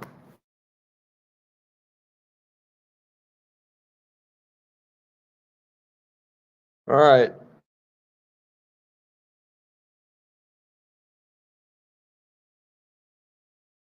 All right. Let's all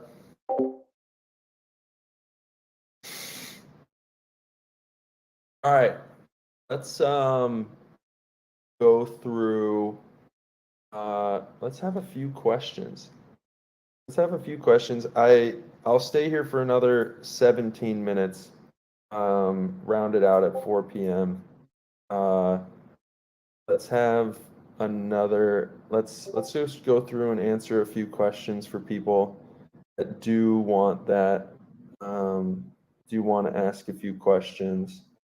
I dropped off. Can you hear me? Hello. Can you guys hear me?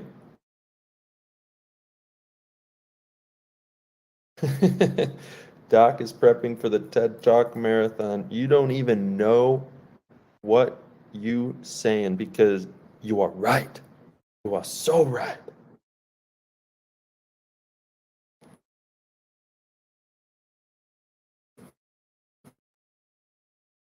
You can hear me on Twitter.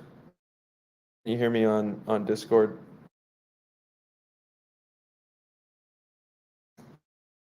Yeah, there will be no thong airdrops, no thongs, unfortunately. So, sorry guys. That's gonna be a no. That's gonna be a no.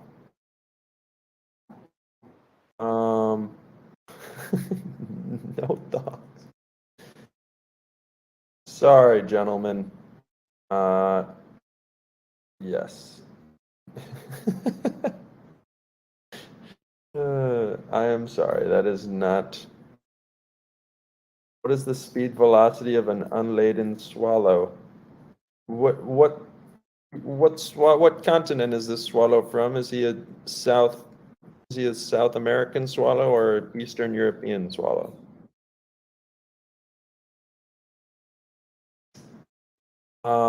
Here's a question. How will you choose the alpha testers for the game? So essentially what I'm thinking through right now is I want kind of a few different avenues. People who've played Minecraft before, people who haven't played Minecraft before, and people can dedicate some time, maybe 3 or 4 hours. So I mean, we want probably like 100 people to be able to test this game and help us out. So I would, if there's over 100 that want that, I think we kind of just do a contest or something like that. But my guess is that basically anyone who wants to test it will be able to test it.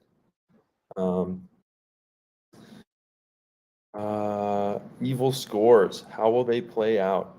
So evil scores allow us to do a lot of things in the future, from actually with the secondary collection, with governance. We can also add participation and wins to the evil score. The evil score was basically just a initial baseline for Frankenpunks themselves. So we can actually start to develop like a wallet score. We can start to develop a bunch of other things through the evil score that I think we can start to value people's contributions a little more. Obviously, if kind of you're just more passive, you can collect ones with evil scores. But I do just want to give a little more depth to the community, depth to the governance, things like that. Can you wrap up the main points of the AMA because I missed half of it? Yeah, sure. So we covered NFT NYC, which we're going to put up a vote for how much we want to spend there. The we're going to do a world airdrop and snapshot. We voted initially on kind of how much world to purchase. Remember, the actual price of world is kind of irrelevant. It's more how much world we can buy with ETH. Again, this is a currency. This is for use in our game, so it's not like we're not paying people out. We're not kind of like viewing it as anything other than setting up, advantaging our users in the game. So we want to basically allow people to do as much as they can in that game. And we're going to be taking a snapshot for that. It's going to be per Frankenpunk, not per wallet. Community rewards. So setting up a system where our most active community members can kind of earn a few more rewards from coming into AMAs, being active in voice chats and in our own chat, showing up to events like Smash Carts and other things that we host. Tweet for World. If you tweet, we want to give you more currency for our game, things like that. So I'm really excited about that. Voting on potentially selling a punk. Also getting a little more out of the punks, IP, merch, and potentially using them to get into the room with a few other punk holders. I think even trying to advertise a little bit more strongly to CryptoPunks themselves, going over the marketing, influencer marketing, the stuff that we did in Miami with the holder dinners, the activation with the popsicle stand, the stencils around Miami. We worked with an event marketing firm for that. Also, we flew down our team to Miami to actually work in person, show up to these events, show up in full force, go out, talk about Frankenpunks, get the word out about that.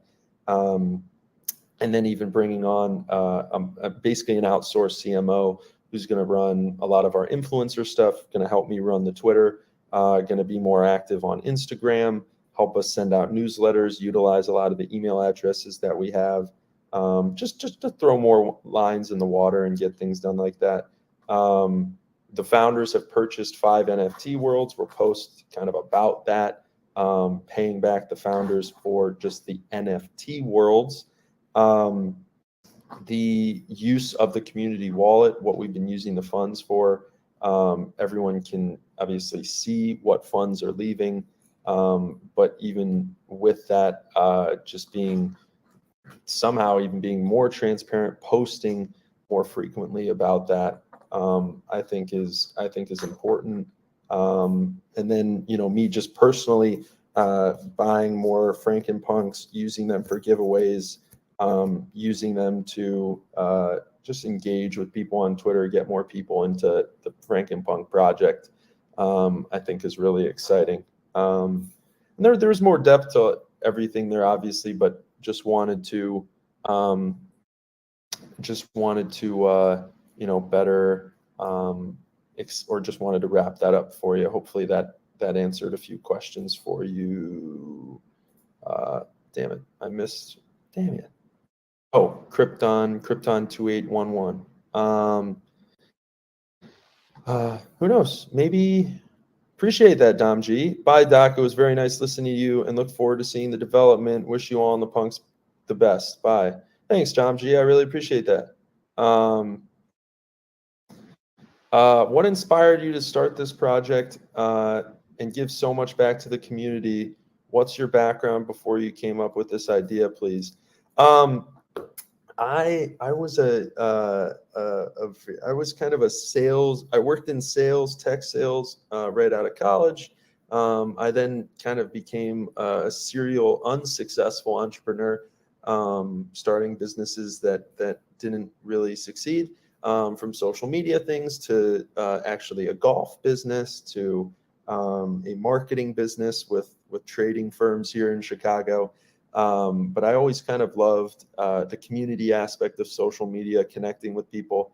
And in the space for the last year and a half, so about 15 months, 16 months, I kind of have seen the NFT space kind of blow up, close up shop, blow up again, close up shop a little bit, the cycles, the ebbs and flows of the NFT market and the cycles of the NFT market. And, just something I was always, as a collector, something I always thought that was kind of unfortunate was how kind of projects just black boxed a lot of their work, just kind of made decisions without the community and just kind of really directed a community-driven project just from the minds of a few. People were doxxed, so you didn't even know who they were. And I think it just left kind of a sour taste in my mouth with some of the projects I was a part of. So, from the very beginning, we were very transparent about, the cuts of the mint, what's going where. I think we initially wanted to, buy 4 CryptoPunks and put like 280 ETH into a community wallet. And I think we bought 4 CryptoPunks and put, I think, roughly 850 ETH into a community wallet. So, I think we just really cared about adding something to the space that I think wasn't there. And for me personally, I kind of look at this as like we're all going to win together, or we're, going to lose together. I'm the captain of this ship, and I'll kind of go down with this ship. And I think we we really want this project to succeed. We really care about this project. It's been an interesting journey. We've had a lot of other projects and even firms like reach out to us and be like, hey, can you run this project for us? Or hey, can you help us sell this? Or hey, can you wow, Frankenpunks has been so successful. Can you help us? And we're just like, no, actually, we're just focused on this project. We're focusing on Frankenpunks. We don't want to like spread our bandwidth too low, or even just, work on things that aren't, specifically about our project and our community. So that's really important to me, Landslide, and that's kind of a little bit about me and why we wanted to start this project. We initially kind of had a vision for a DAO. We walked back off that ledge, where I think we, basically are now, as I call it, like kind of a community-driven project, a project that really cares about community involvement, community feedback, input, etc. And we want to move forward together. We want to, as you've seen here, make decisions that the community has input on. Make decisions ourselves as the project leads and project team that I think push the project forward, and we can move semi quickly on. So I think that's something that we are very interested in, and we care deeply about. So that's a little bit about me and a little bit about my vision. Thanks for the question.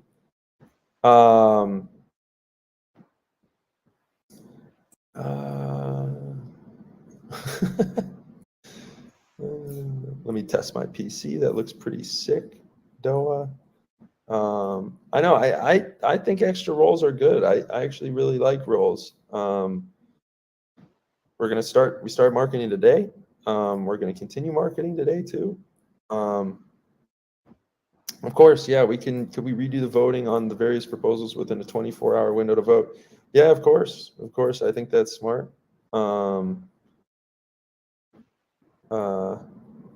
For sure. I don't know why people are so obsessed with the thongs. Yeah, I'm Team Pickle or Team Doc. I'm definitely Team Pickle for sure. Pickle till I die.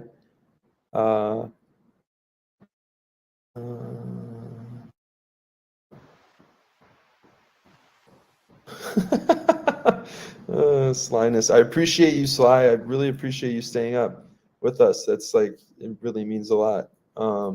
Thank you very much. You guys are just obsessed. You're hilarious.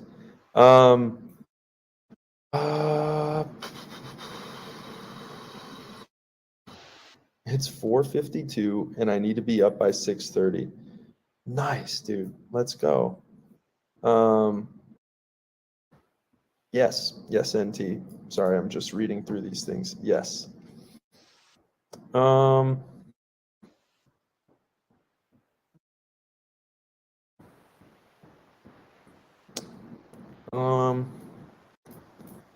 The question, I would like to start a project. Would you mentor or advise me? I think it's very tough. I can definitely, we can set up a time in chat for, 15 to 20 minutes.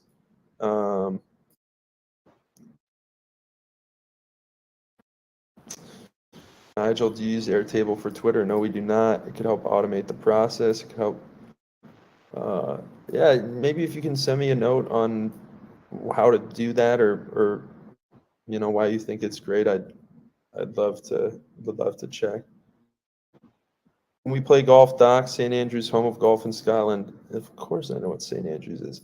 Yeah, for sure. I mean, if you're out at St. Andrews, dude, for sure. What's up, Dave? Pickle Doc. I appreciate that, landslide. That means a lot. Thank you so much. Yeah, the hoodie gang is quite sick. Hoodie gang. Let's go. Hoodie gang. You guys have some goddamn sick hoodies.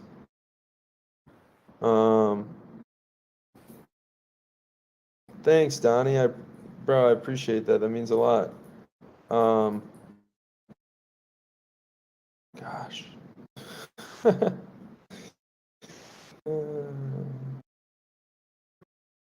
Can we use the funds to hire a paper hand hitman? No, they can do whatever they want with their Frankenpunks. I think that's the beauty of NFTs. You do whatever you want. You can sell, you can buy. I'm never gonna, like I said, I hope it's never comes off as like me trying to shame or down talk anyone. I'm just like, hey, if you don't enjoy or like what we're doing, like, that is always in your court. Like, you can sell your Frankenpunk. We're not going to please everyone. We can't. I'm doing my best too, but I can't. I don't know what to say. I can't. I know you said that CP is the exception, but I think it'd be better to move to trade to 2 CP for Bored Apes. They provide more in the space, and they just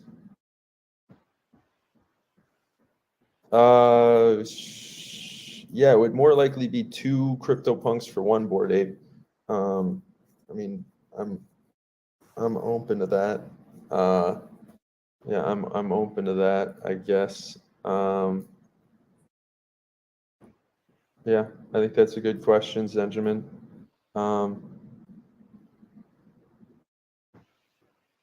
Good luck, Slinus. I'm so determined I'll definitely get one Frankenpunk soon. Yeah, I have a feeling you definitely will. I have a feeling we definitely will.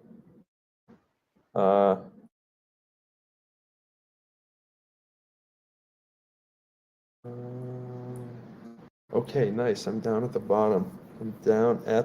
Finally.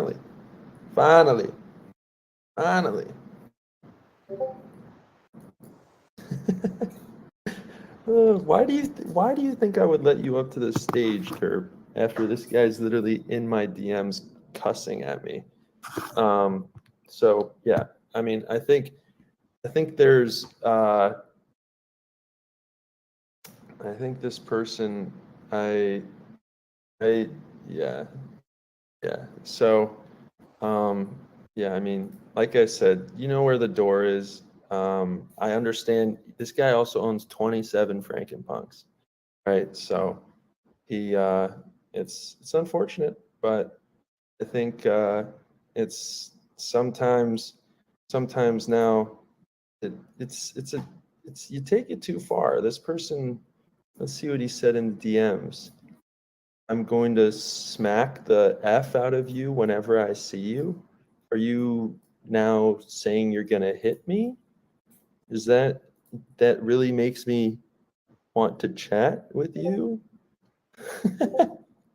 Like, this guy. It's so I don't know why you're hearting it after you send me those when you send those types of things to founders. Or dude, I wish you the best, but wow, that's just toxic, man. So yeah, Will Smith is in my DMs. So, I think I don't know. It's just interesting as a founder, as a creator. You just I think that's just what you deal with. That's just what you go through. Like, so yeah, it's quite interesting. But yeah, still wish you the best. You appreciate you being a part of the community, but that's definitely a little too far. Um, yeah, thanks, chat. I appreciate that. I'm not gonna dox him. I don't even know who this person is. It's just that is what it is. Kind of unfortunate, but that's kind of the risk you take.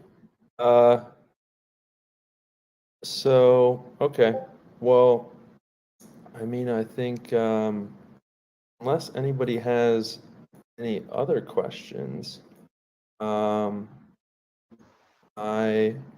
am going to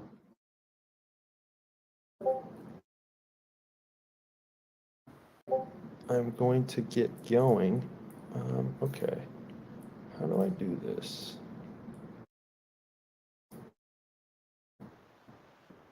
Okay, nice. Okay. Okay, how do I do this?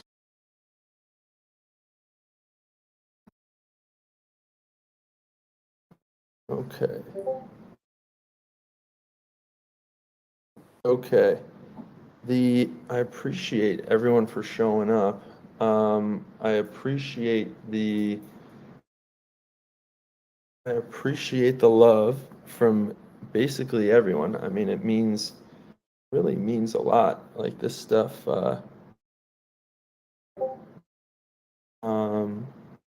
it really means a lot, and I really love everything that we're doing. So we're gonna post these votes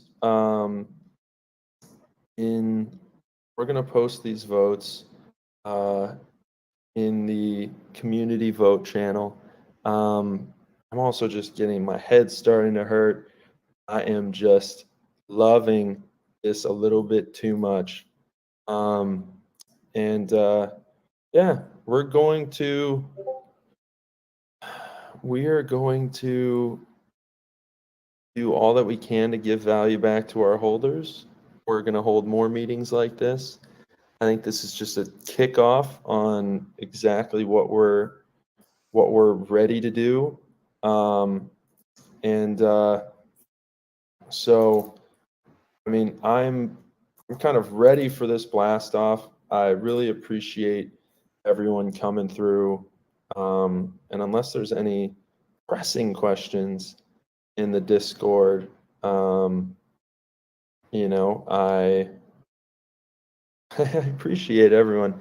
Thank you guys so much. It really means a lot to hear kind of a lot of the support. And yeah, we're gonna. Yeah, I'm not done for the day at all. I have one whale call in like 30 minutes, and then I'm going on as a guest speaker on Cool Times' Discord, on Cool Times' deal. So I do have to get running. I really appreciate everyone for showing up. This is recorded, so we will post the recording as well, and make sure that people can see all this stuff. I think that's really important, and I really appreciate it. So, to everyone who came through far and wide, Frankenpunks across the board, it's something that, you know, growing this project, trying to create value for my holders, also innovate, do cool things in the space. It's why I'm here. It's why I'm doing what I'm doing. Why the whole team's working so hard. So really appreciate everyone. And we'll give one final. Wah, ha ha ha ha. And peace and love to all, and stay evil, friends, and to all a good night. All right. See you later, guys.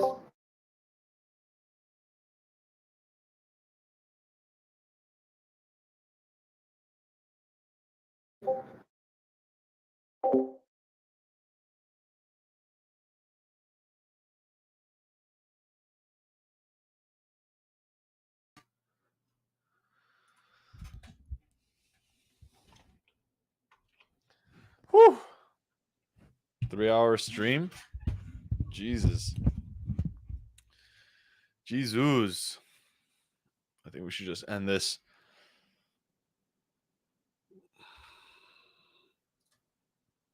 My goodness.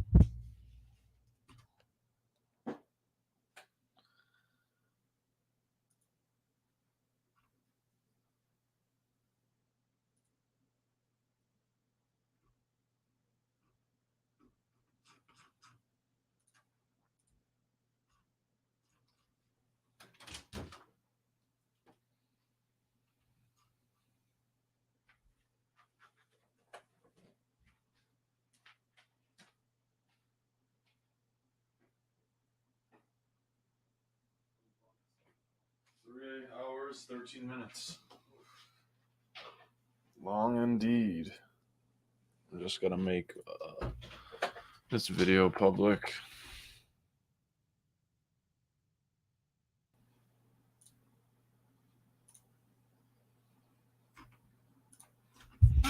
Oh, I didn't even realize I'm still live. What's good?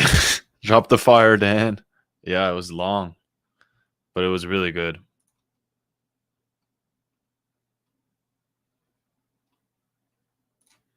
Pump it up. I'm actually gonna head out. Appreciate y'all. Stream tomorrow.